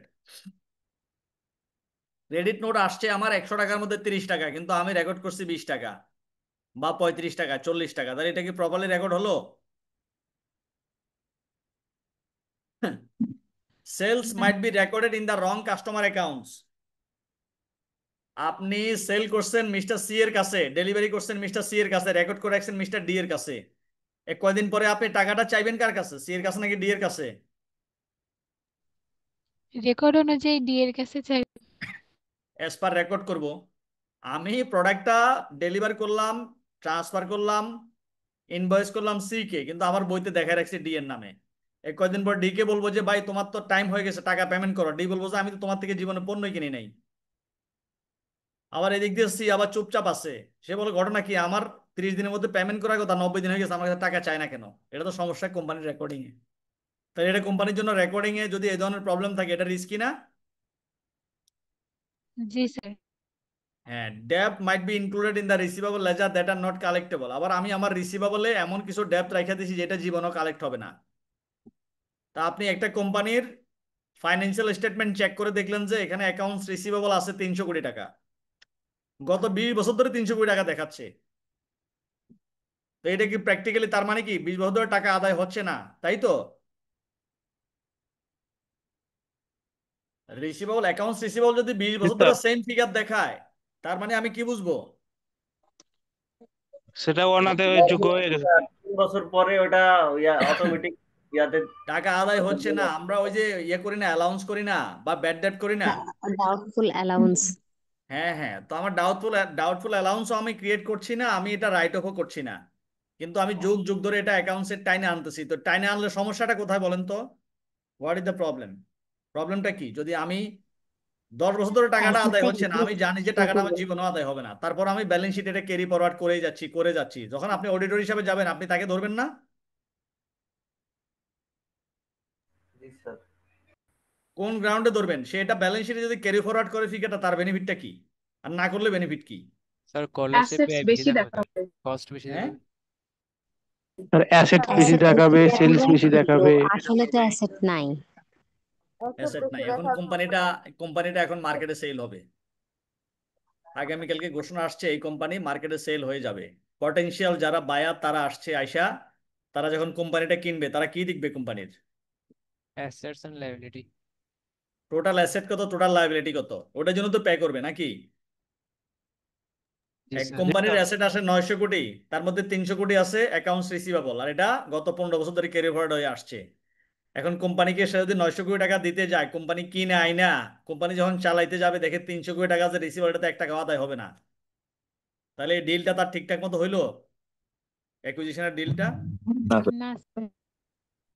আরো কিছু ইস্যুজ আছে কোম্পানির। আপনি ফাইন্যান্সিয়াল মানে কোম্পানির ব্যালেন্স শিট অ্যানালাইসিস করতেছেন, তো ব্যালেন্স শিট অ্যানালাইসিস করে আমরা রেশিও টেশিও অ্যানালাইসিস করি না? রেশিও অ্যানালাইজ করে আমরা যখন কারেন্ট রেশিও বের করি, current asset divide by current কি লাইবিলিটিস। লায়াবিলিটি। এখন আমরা কোম্পানির যখন কিছু ইন্ডিকেটর দেখি, আমরা দেখি যে কোম্পানির লিকুইডিটি স্ট্যাটাসটা কি, তখন আমরা current asset divide by current liability, মানে 1 টাকা কারেন্ট অ্যাসেটের জন্য কয় টাকা লায়াবিলিটি আছে, তাই না? 2 টাকা সম্পদের জন্য 1 টাকা দেয়। এটা হচ্ছে একটা স্ট্যান্ডার্ড। তো কারেন্ট রেশিও তাদের সবসময় স্মার্ট দেখায়।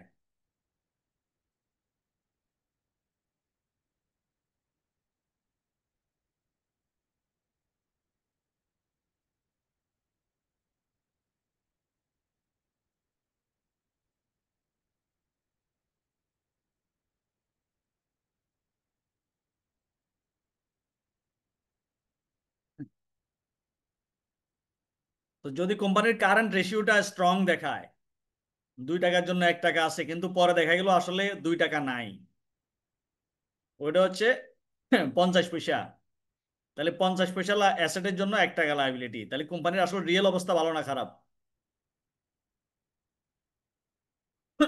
আপনি রেকর্ডেড কোম্পানির ব্যালেন্স শিট অনুযায়ী দেখা যাচ্ছে কারেন্ট রেশিও অ্যানালাইজ করে দেখা যাচ্ছে 2:1, মানে 2 টাকা সম্পদের জন্য 1 টাকা দায় আছে, তাহলে কোম্পানির অবস্থা ভালো।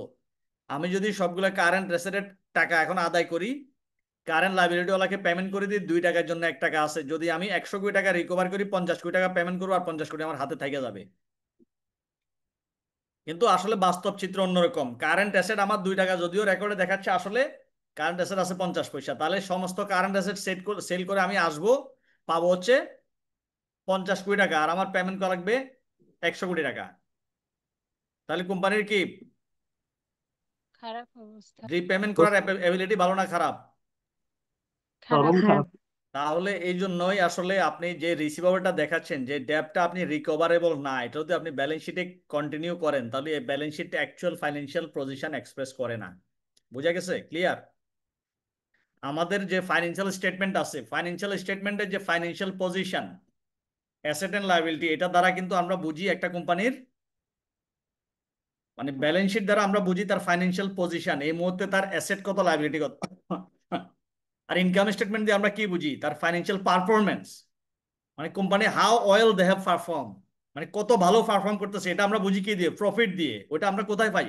ইনকাম স্টেটমেন্টে পাই। তাহলে income statement always indicates companies কি পারফরমেন্স, আর ব্যালেন্স শিট অলওয়েজ ইন্ডিকেট কি কোম্পানির পজিশন, মার্কেটে তার ফাইন্যান্সিয়াল পজিশনটা কি, তার অ্যাসেট কত আছে, লায়াবিলিটি কত আছে। আর ইনকাম স্টেটমেন্ট আমাকে সবসময় ফাইন্যান্সিয়াল পারফরমেন্সটা শো করে, আর ব্যালেন্স শিট সবসময় ফাইন্যান্সিয়াল পজিশনটা শো করে। আর ক্যাশ ফ্লো যে আমরা করি, ক্যাশ ফ্লো আমার কি করে, কি শো করে? তাদের ক্যাশ রিপে করার, ক্যাশ তার কোত্থেকে ক্যাশ আসে, কোত্থেকে ক্যাশ যায়, তার ক্যাশ হ্যান্ডেল করার অ্যাবিলিটিটা দেখে আমার ক্যাশ ক্যাশ পে ফ্লোতে। করার ability। আচ্ছা, এখানে কন্ট্রোল অবজেক্টিভ কি? কন্ট্রোল অবজেক্টিভ হচ্ছে রেকর্ডিং এ যে রিস্ক আছে, রিস্ক গুলাকে মিটিগেট করা। সেম রিস্ক গুলাকে আমি কিভাবে অ্যাড্রেস করবো এটাই বলা আছে। All sales that have been invoiced are recorded in the nominal and receivable ledger. Credit note issue করা হয়েছে এবং রেকর্ড করা হয়েছে properly. All entries in the receivable ledger are made to the correct receivable ledger accounts. Cut-off is applied correctly to the receivable ledger. Potential bad debt are identified. এখানে কি cut off শব্দটা নতুন শুনছেন না নাকি? মানে কাট অফটা হচ্ছে, কাট অফটা কি কারো কোনো আইডিয়া আছে? কাট অফ ডেট বলি আমরা। What is cut of?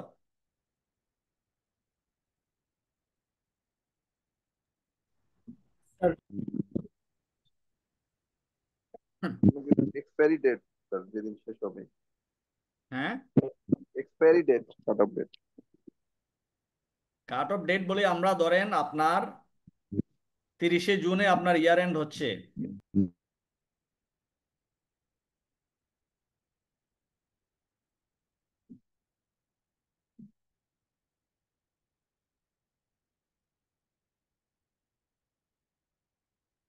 তিরিশে জুনে যদি আপনার ইয়ার এন্ড হয়, আপনি যদি জুলাই মাসের সেলস আপনি অ্যাকাউন্টসে নিয়ে আসেন, তাহলে অ্যাকাউন্টস কি কারেক্ট হবে? তাহলে কাট অফ ডেট হচ্ছে আপনার 30শে জুন। এই জন্য cut off is applied correctly in the receivable ledger. Receivable লেজারে কাট অফটা অ্যাপ্লাই করা অনেক ইম্পর্টেন্ট। তাহলে আপনি, আমার ইয়ার এন্ড হচ্ছে, আমার অ্যাকাউন্টিং পিরিয়ড হচ্ছে জুলাই 2024 থেকে জুন 2025। তাহলে আমি যদি জুলাই 2025-এ সেলসটাও নিয়ে আসি, তাহলে আমার অ্যাকাউন্টসটা কারেক্ট হবে? না স্যার। হবে কি না? হবে না। ওকে, এখন রেকর্ডিংও কিছু কন্ট্রোল অ্যাক্টিভিটিস আছে, দেখেন। Recording in the following controls might be use to fulfil the objective outline above. তাহলে আমার যে ব্রেক দেওয়ার দরকার আছে নাকি আমরা একটু টানা শেষ করে ফেলবো? তাহলে আমরা একটু আগে শেষ করে দিলাম। শেষ করে দেন স্যার শেষ করে দিলে ভালো হয়। স্যার। আর কতক্ষণ লাগবে স্যার? আর বেশিক্ষণ লাগবে না, আমরা হয়তো রেকর্ডিং এর পরে ক্যাশ কালেকশন শেষ, বেশি না, আর 2-3টা স্লাইড আছে। তা শেষ করে দেন। শেষ করে দেন স্যার। ওকে, তাহলে আমরা টানা শেষ করে দিই। তাহলে এখানে কন্ট্রোল গুলা কি দেখেন রেকর্ডিং লেভেলে, তাহলে কোম্পানি কি কন্ট্রোল ইম্পোজ করলে রেকর্ডিং আর কোন রকম ভুল ভ্রান্তি হবে না। Segregation of duties, segregation of duties নিয়ে অনেক বলছি, ডিউটি সেগ্রিগেশন করাটা অনেক জরুরি। এখন সেলস ডিপার্টমেন্টে বা অ্যাকাউন্টস ডিপার্টমেন্টে যেসব লোকজন আছে, আপনি তাদের ডিউটিটা সেগ্রিগেট করে না দেন, কার কি দায়িত্ব যদি আপনি ঠিকঠাক মতো অ্যালোকেট না করেন, তাহলে কিন্তু কি হবে না, রেকর্ডিংটা ঠিকঠাক মতো হবে না।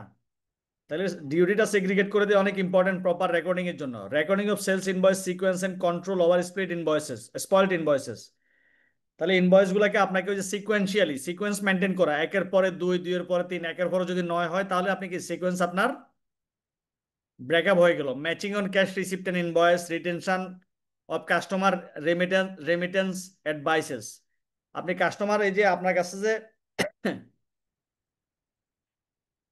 টাকা পয়সা পয়সা যে আপনি দিচ্ছেন বা পাচ্ছেন, আপনি বাইরে থেকে যে আমাদের টাকা আসে, ওটাকে আমরা কি বলি? রেমিটেন্স রেমিটেন্স ফরেন রেমিটেন্স বলি আর কি। তো রেমিটেন্স কিন্তু আমার উইদিন কান্ট্রি হইতে পারে আর কি, যে যে টাকা দেয়া যাওয়া যে ট্রানজিটে আসে। তো রেমিটেন্স অ্যাডভাইসটা অনেক ইম্পর্টেন্ট।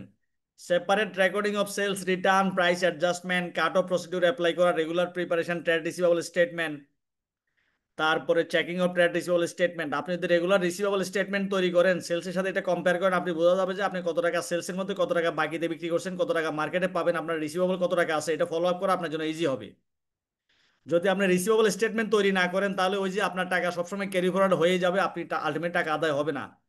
তাহলে কোম্পানির কাজ হচ্ছে সবসময় রিসিভেবলটা সবসময় কি করা, মনিটর করা, যে যেগুলো 30 দিন ছিল ক্রেডিট টার্ম, ওগুলো পার হয়ে গেছে কিনা, টাকা কেন দিচ্ছে না, মনিটর করা, চেক করা, আসলে কি ওই কাস্টমার আছে না কাস্টমার মরে গেছে। তা আমি যখন দেখি যে যার কাছে সেল করছিলাম তার দোকানও নাই, সেও নাই, তার গোষ্ঠী শুদ্ধা কেউ নাই, সব মরে গেছে, সারা জীবন টাকাটা পাবো না, তাহলে ওটার জন্য আমার সাথে সাথে কি করতে হবে, অ্যালাউন্স ক্রিয়েট করতে হবে, এটাকে আমাকে রাইট অফ করে ফেলতে হবে।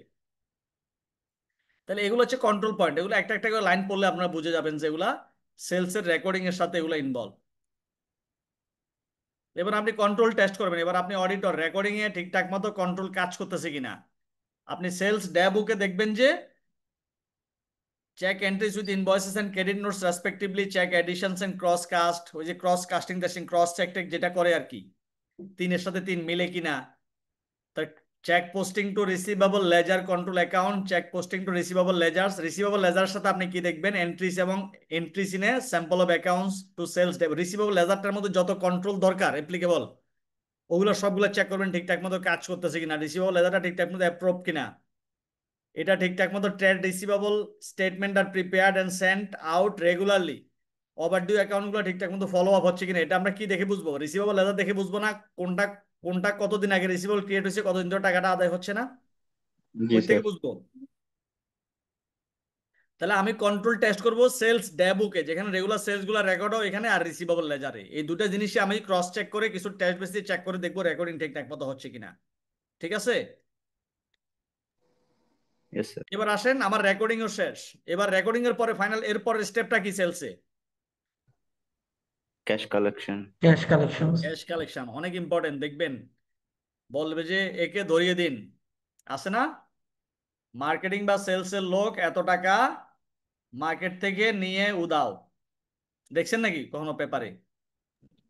জি স্যার দেখছি স্যার ক্যাশ স্যার। কালেকশনটা অনেক ইম্পর্টেন্ট। আমি অনেক কন্ট্রোল সেট করলাম অর্ডারিং লেভেলে, এরপরে ডিসপাস এন্ড ইনভয়েসিং, রেকর্ডিং, সবকিছুতে প্রচুর কন্ট্রোল, কিন্তু আমার ক্যাশের উপর কোনো কন্ট্রোল নাই। সেলস এন্ড মার্কেটিং এ হাজার হাজার লোক কাজ করে, সারাদিন মার্কেট থেকে টাকা পয়সা উঠাই নিয়ে আসে, সন্ধ্যার পরে তার মোবাইল বন্ধ। এইভাবে 3 দিন এসে 1 কোটি টাকা মার্কেট থেকে উইথড্র করছে,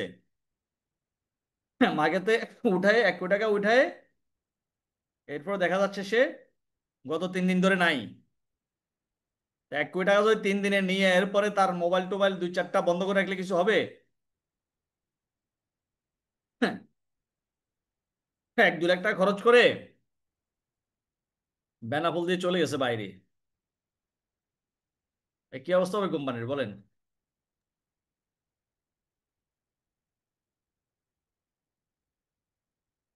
আমাদের বড় বড় কোম্পানিগুলোতে মার্কেটিং এর সেলসে প্রচুর লোক থাকে না, হাজার হাজার লোক মার্কেটে দেখবেন, প্রাণ আরএফএল বলেন, শাহ সিমেন্ট বলেন, হ্যাঁ, অনেক কোম্পানি আছে, ওদের দেখবেন যে হাজার হাজার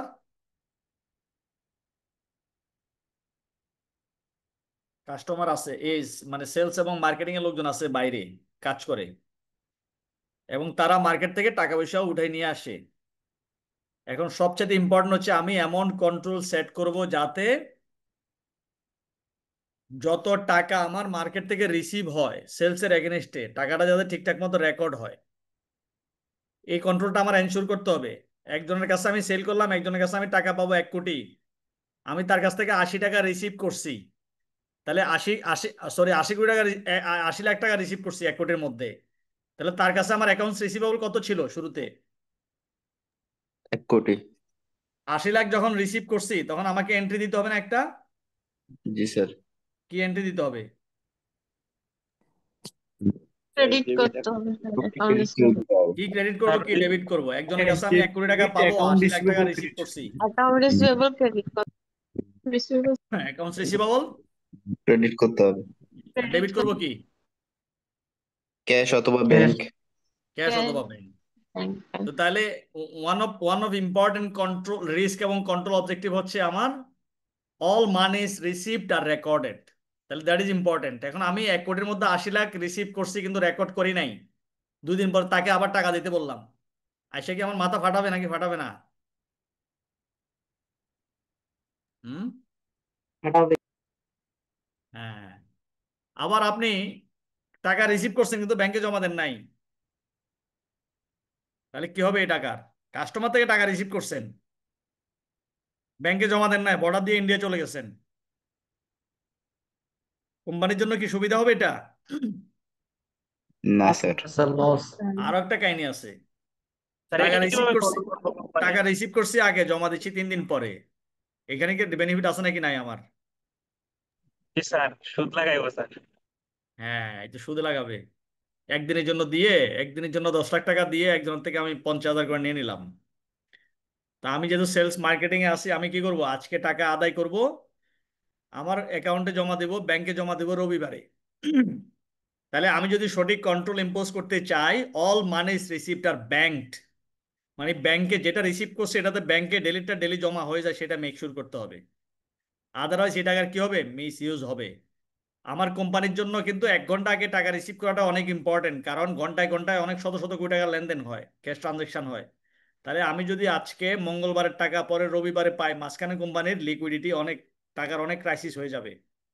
আর মঙ্গলবার টাকাটা মঙ্গলবার যদি আমি দেখাইতে পারি ব্যাংকে, তাহলে দেখা যাচ্ছে আমার অনেক কিছু ইজি হয়ে যাবে। দেখা যাচ্ছে আমার রেগুলার লোন আছে, যেটা রবিবারে পরিশোধ না করে যদি আজকে মঙ্গলবারে পরিশোধ করি, তাহলে এই 4 দিনের ইন্টারেস্ট অনেক কমে যাবে। কিন্তু আমি যদি এটা মঙ্গলবার টাকাটা পেয়েও যদি আমি রবিবারে সেটা পরিশোধ করি, মাঝখান দিয়ে অনেকগুলো ইন্টারেস্ট চলে আসছে আমার টাকা রিপেমেন্ট না করাতে, তাহলে অনেক ইস্যু আছে। যাতে টাকাটা ক্যাশ রিসিভ করার সাথে সাথে ব্যাংকে জমা হয়, সেটা এনশিওর করতে হবে। এটা কোম্পানির এনশিওর করা দায়িত্ব। যদি জমা না হয় তাহলে এটা কোম্পানির জন্য বড় ধরনের লস। তাহলে ক্যাশ কালেকশনে আমরা কিছু এরকম কিছু রেকর্ডিং ডিউটি সেগ্রিগেট করে দেয়া, recording of receive by post, recording of cash sales and collection. আমরা কিছু কিছু টাকা পোস্টও রিসিভ করতে পারি, কিছু ক্যাশ কালেকশনও করতে পারি। তাহলে এখানে অনেক বেশি ইম্পর্টেন্ট যে এগুলো সেফগার্ড এনশিওর করা, টাকাটা আসার পরে ঠিকঠাক মতো টাকাটা রেকর্ড করা, এটা টাইমলি ব্যাংকে জমা দেয়া, এইসব জায়গায় আমার কন্ট্রোলের কথা এখানে বলা হয়েছে। এটা সেফগার্ড এনশিওর করা। টাকা ক্যাশ টাকা আনার সময় কিন্তু সেফগার্ডের ইস্যু আছে নাকি নাই? মাঝখানে কিন্তু চিন্তা চিন্তা হইতে পারে, পারে না? জি স্যার, হয় এরকম, অনেকে হয়।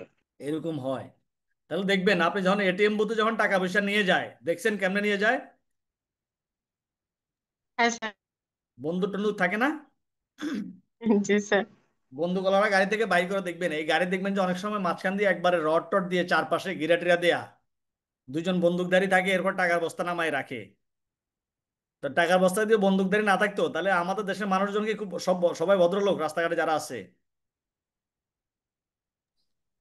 1 বস্তা নিতে পারলে কাজ হয়ে যাবে মোটামুটি, তাই না? এটা 3 বা 4 ঘন্টা হয়ে 1 বস্তা ইনকাম করা যাবে না। জি স্যার। এই জন্য টাকার কিন্তু ফিজিক্যাল সিকিউরিটিটাও অনেক বেশি ইম্পর্টেন্ট। আবার আরেকটা সিকিউরিটি আছে, এখন আপনি তো সারা জীবন বন্দুক নিয়ে টাকা নিয়ে ঘুরতে পারবেন না, টাকাও নিবেন সাথে সাথে বন্দুকওয়ালাও থাকবে, তাহলে প্রতিটা মার্কেটিং এর লোকের সাথে একটা করে বন্দুকওয়ালা দিতে হবে।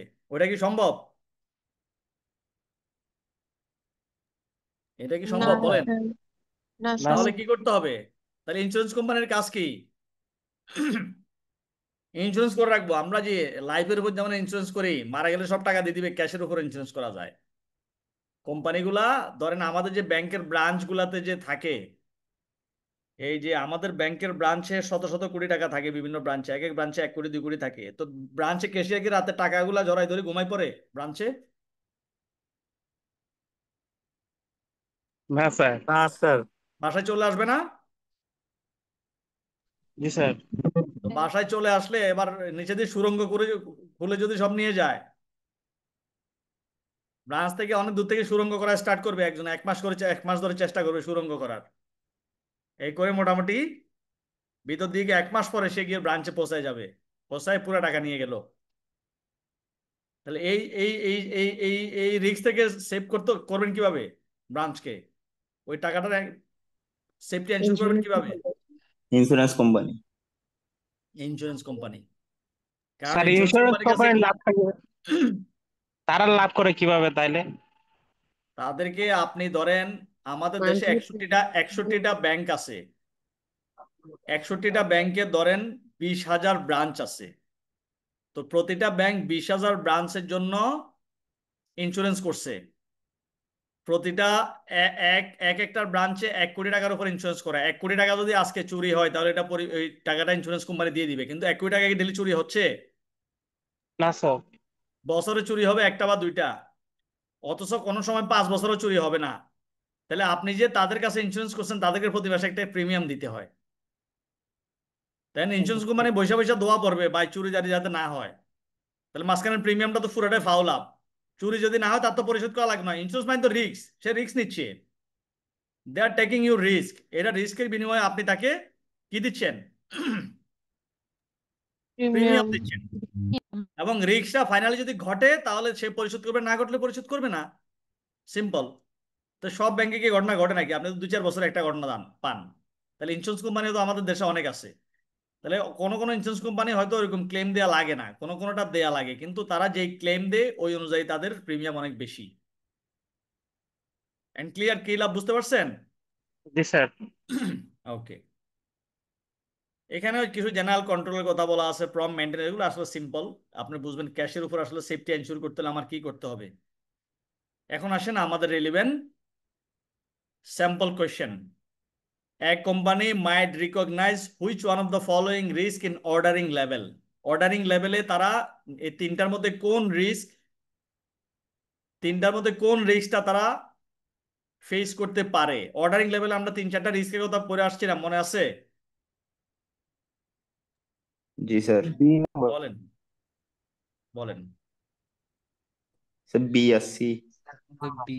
A company might recognize which one of the following risk. কোশ্চেনে বলে দিচ্ছি which one. So you have to select B. one out of sir 3. B sir B. Sir B. Orders may be taken from customers who are not able to pay. তাই না? Yes. জি sir. Ji Correct. sir. এরপর আসেন, money might be received at the business premises but not be recorded or banked but are not the key risk at the cash collection. Sir false. Sir false. এই তো বুঝে গেছেন। True. এই true কে বলছে? ও জরিমানা করেন। ট্রু বলছে কে? রাবেয়া ইয়াসমিন না? স্যার মিম আপা। হ্যাঁ হ্যাঁ, কে বলছে? সিয়াদ, তাকে জরিমানা করেন, জরিমানা করেন। মিম আপা, মিম আপা। মিমকে জরিমানা করেন। Okay sir. আপনি money might be received at the business premises but not be recorded or banked. আপনি বিজনেস প্রেমিসেসে টাকাটা রিসিভ করছেন কিন্তু এটা রেকর্ড না করে ব্যাংকে জমা না, ঠিকমতো রেকর্ডও করেন না, ব্যাংকে জমাও দেন না। তাহলে এটা কি রিস্ক না ক্যাশ কালেকশনে? এটা কি রিস্ক না? বলা হচ্ছে এই জিনিসটা রিস্ক না। আপনি টাকাটা রেকর্ডও করেন না, জমা দেন না, কিন্তু এটা রিস্ক না। তাহলে এটা ফলস হবে না? জি স্যার। ফলস। Ji sir. এটাকে যদি নট না দিত, নটটা উঠে যেত, তাহলে এটা ট্রু হইতো। ঠিক আছে, এগুলো কিন্তু খেয়াল রাখবেন। During test of control under dispatch and invoicing, you have to verify credit notes. Dispatch and invoicing এ আপনার ক্রেডিট নোটটা ভেরিফাই করতে হবে কিসের সাথে? ক্রেডিট নোট অলওয়েজ কিসের সাথে রিলেটেড? আপনি কোনো একটা কিছু সেল করলেন, সেল করে এরপরে আপনি কোনো একটা সেলের জন্য এটার ড্যামেজ পড়ছে বা এটার কোনো রকম ফল্টি কিছু পড়ছে, টাকাটা ফেরত বা ওই সেলসটা ফেরত চলে আসছে, তাহলে এটা আসলে এক্স্যাক্টলি কিসের সাথে রিলেটেড? পারচেস রিলেটেড ডকুমেন্টস, এটা কি পারচেজের সাথে রিলেটেড? Yes, অ্যাপ্রুভালটা sir. বলা যে official, entry in inventory record, entry in goods return record, calculation and addition of fixed asset. Fixed অ্যাসেটের সাথে সম্পর্কিত এটা কোন, কিসের সাথে সম্পর্কিত? D CRD CRD sir. Sir B sir. Return পণ্য যখন ফেরত আসে প্রথম কাজ হচ্ছে এটা অবশ্যই অ্যাপ্রুভ লাগবে, না হলে কি করবে, ভিতরে দুর্নীতিগ্রস্ত কিছু লোকজন থাকবে, বলবো যে বন্ধু বান্ধবের কাছে সেল করে বলবো যে তুমি এক কাজ করো, এই আমার কাছে কিছু বক্স পাঠাই দাও, বলো যে পণ্য ফেরত দিছো, আমি এটা রিসিভ করে দেখাই দেবো, তাহলে তোমার কাছে আমি 10 লাখ টাকা পাইতাম, 5 লাখ মাইনাস করে দেবো। আমার যদি অ্যাপ্রুভাল প্রসেস থাকে, এরকম পণ্য যদি কারো কাছ থেকে ফেরত আসে, তাহলে এটা চাইলে যে কেউ রিসিভ করতে পারবে না, এটা একটা অ্যাপ্রুভাল প্রসেসের মধ্য দিয়ে যাইতে হবে, তাই না? আর যে পণ্যটা ফেরত আসছে এটা আমার আবার ইনভেন্টরি রেকর্ডের সাথে অ্যাডজাস্ট করে নিতে হবে না? জি জি স্যার। স্যার। আর এটা আমার গুড রিটার্নের জন্য আমার এন্ট্রি দিতে হবে না? জি স্যার। হবে। তাহলে বাকি যে দুটো আছে পারচেজ রিলেটেড ডকুমেন্টস, এটা পারচেজের সাথে সম্পর্কিত না, পারচেজের সাথে সম্পর্কিত বিক্রিত পণ্য, না স্যার। না আর স্যার। ফিক্সড অ্যাসেটের সাথে সম্পর্কিত সম্পর্কিত না না। স্যার। না স্যার। তাহলে এটা রিলেটেড হচ্ছে এই তিনটার সাথে। Clear? G Okay, then imposing restriction on receipt of cash by cashier only or by sales representative only may not be relevant control regarding recording of cash sales and collection. True.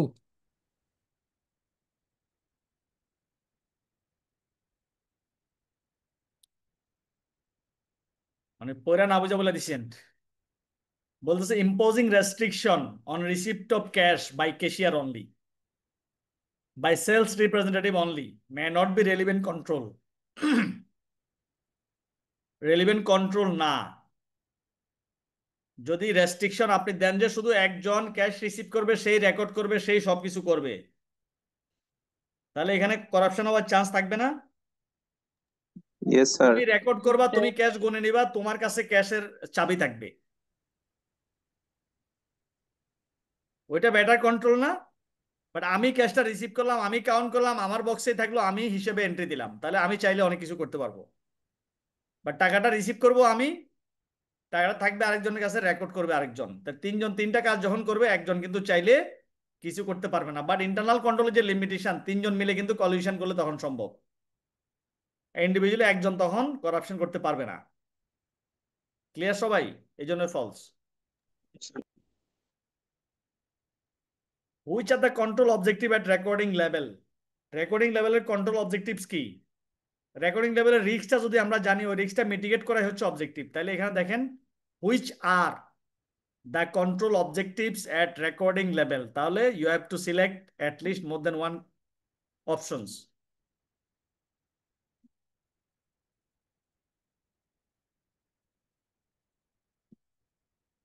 বলেন।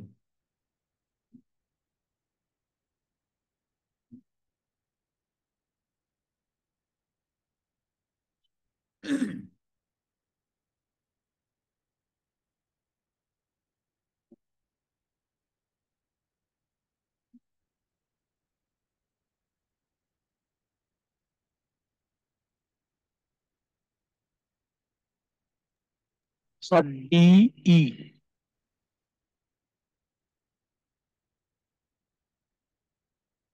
Sir DE.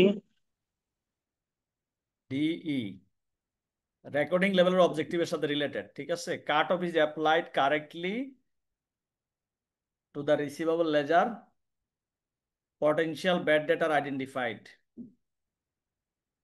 Sir C নম্বরটা হবে না কেন একটু বলবেন? All entries in the receivable ledger are not made to the correct receivable ledger accounts. Which are the control objective at recording level? Recording লেভেলের control objective কি? যাতে আমার ঠিকঠাক মতো ঠিক পিরিয়ডে ঠিকঠাক মতো যায়, পটেনশিয়াল ব্যাড ডেটটা যাতে আইডেন্টিফাই হয়। প্রথমটা যদি দেখি all sales that have been invoice are recorded directly, এটা রেকর্ডিং এর ইন দ্য ফাইন্যান্সিয়াল স্টেটমেন্টে সরাসরি যায় না, তাহলে এটা হবে না।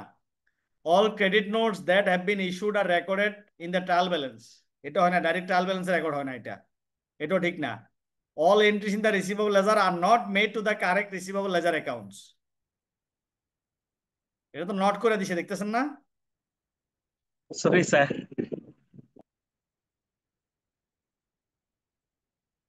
আচ্ছা স্যার, একটা প্রশ্ন ছিল। বলেন। স্যার অনেক সময় দেখা যায় আর কি টপিক গুলো বুঝতেছি, বাট ইংলিশে দুর্বলতার জন্য পরীক্ষার হলে বা এমনি নিজে যখন নিজে টেস্ট করি তখন অনেক কিছু পাই দেখবেন না। এখন হাজার হাজার কোর্স, ইউটিউবে ঢুকবেন, দেখবেন ফেসবুকে কতগুলো অ্যাপস আসে। এই অ্যাপস এগুলো থেকে রেজিস্ট্রেশন করবেন, ওদের সাথে কথা বলবেন, শিখবেন, জানবেন। ইংলিশ শিখে এখনকার যুগে কিচ্ছু না। ফেসবুক টেসবুক দুনিয়া সবকিছু চালাচ্ছেন, ইউটিউবে আসছেন, কত কিছু করেন এখন। বাংলা কিছু আছে, চ্যাট জিপিটি যুগে কত কিছু আছে, ট্রান্সলেট করে নেবেন চ্যাট জিপিটি থেকে। দুনিয়া হাতের কাছে এখন, ইজি, এটা কোনো ব্যাপারই না। আর এখানে এখানে যা পড়াচ্ছি এগুলো তো কোনো ইংলিশের মধ্যে পড়েই না, এটা সহজ জিনিস।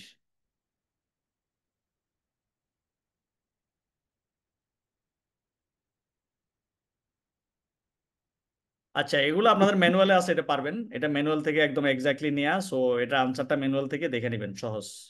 কোনটা অর্ডারিং লেভেলের, কোনটা ডেসপাস লেভেল, কোনটা আমরা যে একটু আগে পড়ে আসছি ওগুলোর রিফ্লেকশন, সবগুলো পেয়ে যাবেন।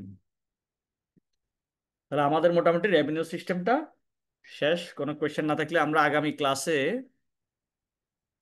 যেটা করব, পরের ক্লাসে আমরা দুইটা ইয়ে করব, পারচেস সিস্টেম এবং এমপ্লয়ি কস্ট। একটু কুইকলি গিয়ে, যেহেতু আজকে পরের দুটো চ্যাপ্টার কিন্তু এটার সাথে একবারে একই প্যাটার্নের, সো পরেরটাতে আমরা এই দুইটা চ্যাপ্টার খুব কুইকলি চলে যাব। মানে আমরা তো 7টা থেকে 10টা, ধরুন 9:30টার মধ্যে দুইটা শেষ করে দেবো। 1 ঘন্টা করে দুইটা করলে, কারণ এখানে যে প্যাটার্নে এই চ্যাপ্টারটা করছি, বাকি দুটা চ্যাপ্টার সেম প্যাটার্ন। আপনি কন্ট্রোল রিস্ক দেখবেন, control objective, test of control কি, কন্ট্রোল অ্যাক্টিভিটিস কি, সেম। সো এটা লাইন বাই লাইন অত গোত্র করার দরকার নেই, আপনারা পারলে ওই দুটা চ্যাপ্টার একটু পড়ে আসেন। জি স্যার। পড়ে আসলে অনেক সুবিধা হবে, না হলে খামাখা রিডিং পরে বিরক্ত হয়ে যাবেন। আমরা একটু কুইকলি চলে যাব কোর পয়েন্টগুলো আলাপ করে পরে দুটো চ্যাপ্টারে। এরপরে আমরা পরে কিছু ইম্পর্টেন্ট চ্যাপ্টার আছে, ওইগুলোতে একটু টাইম বেশি দেবো। আর আমি যে স্যাম্পল কোশ্চেনটা দিছিলাম ওটা দেখছেন সবাই ওই চ্যাপ্টারের? কে কে দেখছেন বলেন।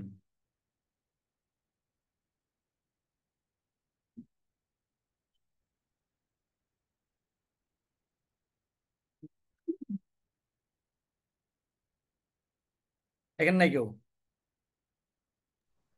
দেখছি স্যার। এই যে দেখছেন সে পাস করবেন কনফার্ম, আর যে আস্তে স্যার ধীরে দেখবেন ড্রাইভিং চিন্তা করছেন লিখছেন? শেষ। আমি ইয়েতে আপনার আজকের ইয়েটা দিয়ে দিছি, হ্যাঁ, এটাকে আপনারা ইয়ে করেন, ডাউনলোড করে শেয়ার করে দেন। দেখতে হবে আপনাকে, ডেলির পড়াটা ডেলি শেষ করতে হবে, তাহলে বেশি পড়ালেখা করা লাগবে না, আমি কিন্তু আগেই বলে দিছি। আদারওয়াইজ কিন্তু অনেক পড়াশোনা করতে হবে।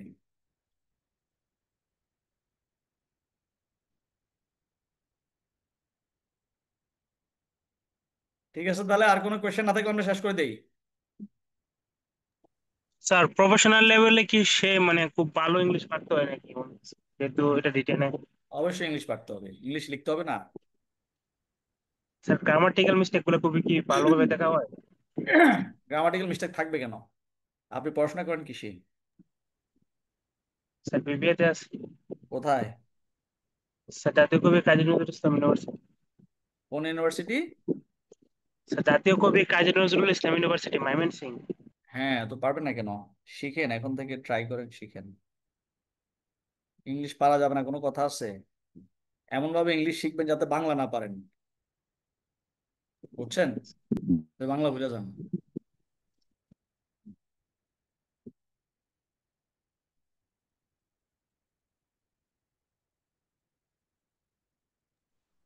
স্যার সিএ এবং এসইসি এর মধ্যে স্যার পার্থক্যটা কি?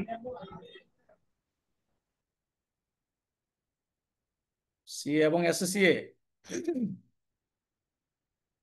পার্থক্যটা বেশি, ক্লাসে ওপেন ডিসকাস করতে গেলে রেকর্ডেড ক্লাস আর বদনাম হয়ে যাবে, পরে বলবো আপনাকে। অনেক পার্থক্য আছে। আপনারটা অনেক প্রিমিয়াম ডিগ্রি, স্যার এটার রেকর্ড বেনিফিট অফ অনেক করে বেশি। দিই। এটা করলে অডিট করতে পারবেন, ওটা করলে অডিট করতে পারবেন না। ওর থেকে মোটামুটি 5 গুণ বেশি বেতন আপনি পাবেন মার্কেটে। ঠিক আছে।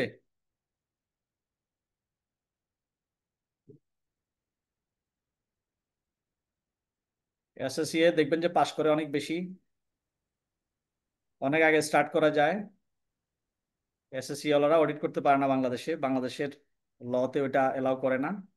বাট দেশের বাইরে গিয়ে ওরা সারা ওয়ার্ল্ডে যেহেতু তাদের কিছুটা মার্কেট আছে, বাইরে গিয়ে মোটামুটি চাকরি বাকরি করতে পারে। বাট বাংলাদেশের মার্কেটের কথা চিন্তা করলে আপনারটা ডিগ্রি সিএটা হচ্ছে তার থেকে অনেক অনেক গুণ বেশি। মানে বাংলাদেশের মার্কেটের পার্সপেক্টিভ আর কি, ডিমান্ড অনেক বেশি হাই আপনারটার। বাট তাদের সিলেবাসও রিচ আছে, তাদের প্র্যাকটিক্যাল এক্সপিরিয়েন্স নাই। ফার্মে গিয়ে 3 বছর আর্টিকেলশিপ প্রসেস নাই, শুধু থিওরিটিক্যাল দিয়ে পাস করবেন, তাহলে আপনি আর্টিকেলশিপ না করলে তো প্র্যাকটিক্যালি অনেক কিছু শিখতে পারবেন না। ঠিক আছে,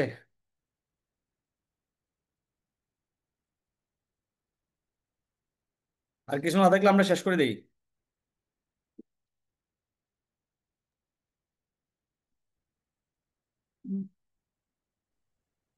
আল্লাহ হাফেজ। আসসালামু আলাইকুম। তাহলে পরে 2টা চ্যাপ্টার সবাই একটু দেখে আসেন, এমপ্লয়ি পারচেস সিস্টেম আর এমপ্লয়ি কস্ট। আসসালামু আলাইকুম স্যার। Okay sir. আসসালামু আলাইকুম। আসসালামু আলাইকুম স্যার।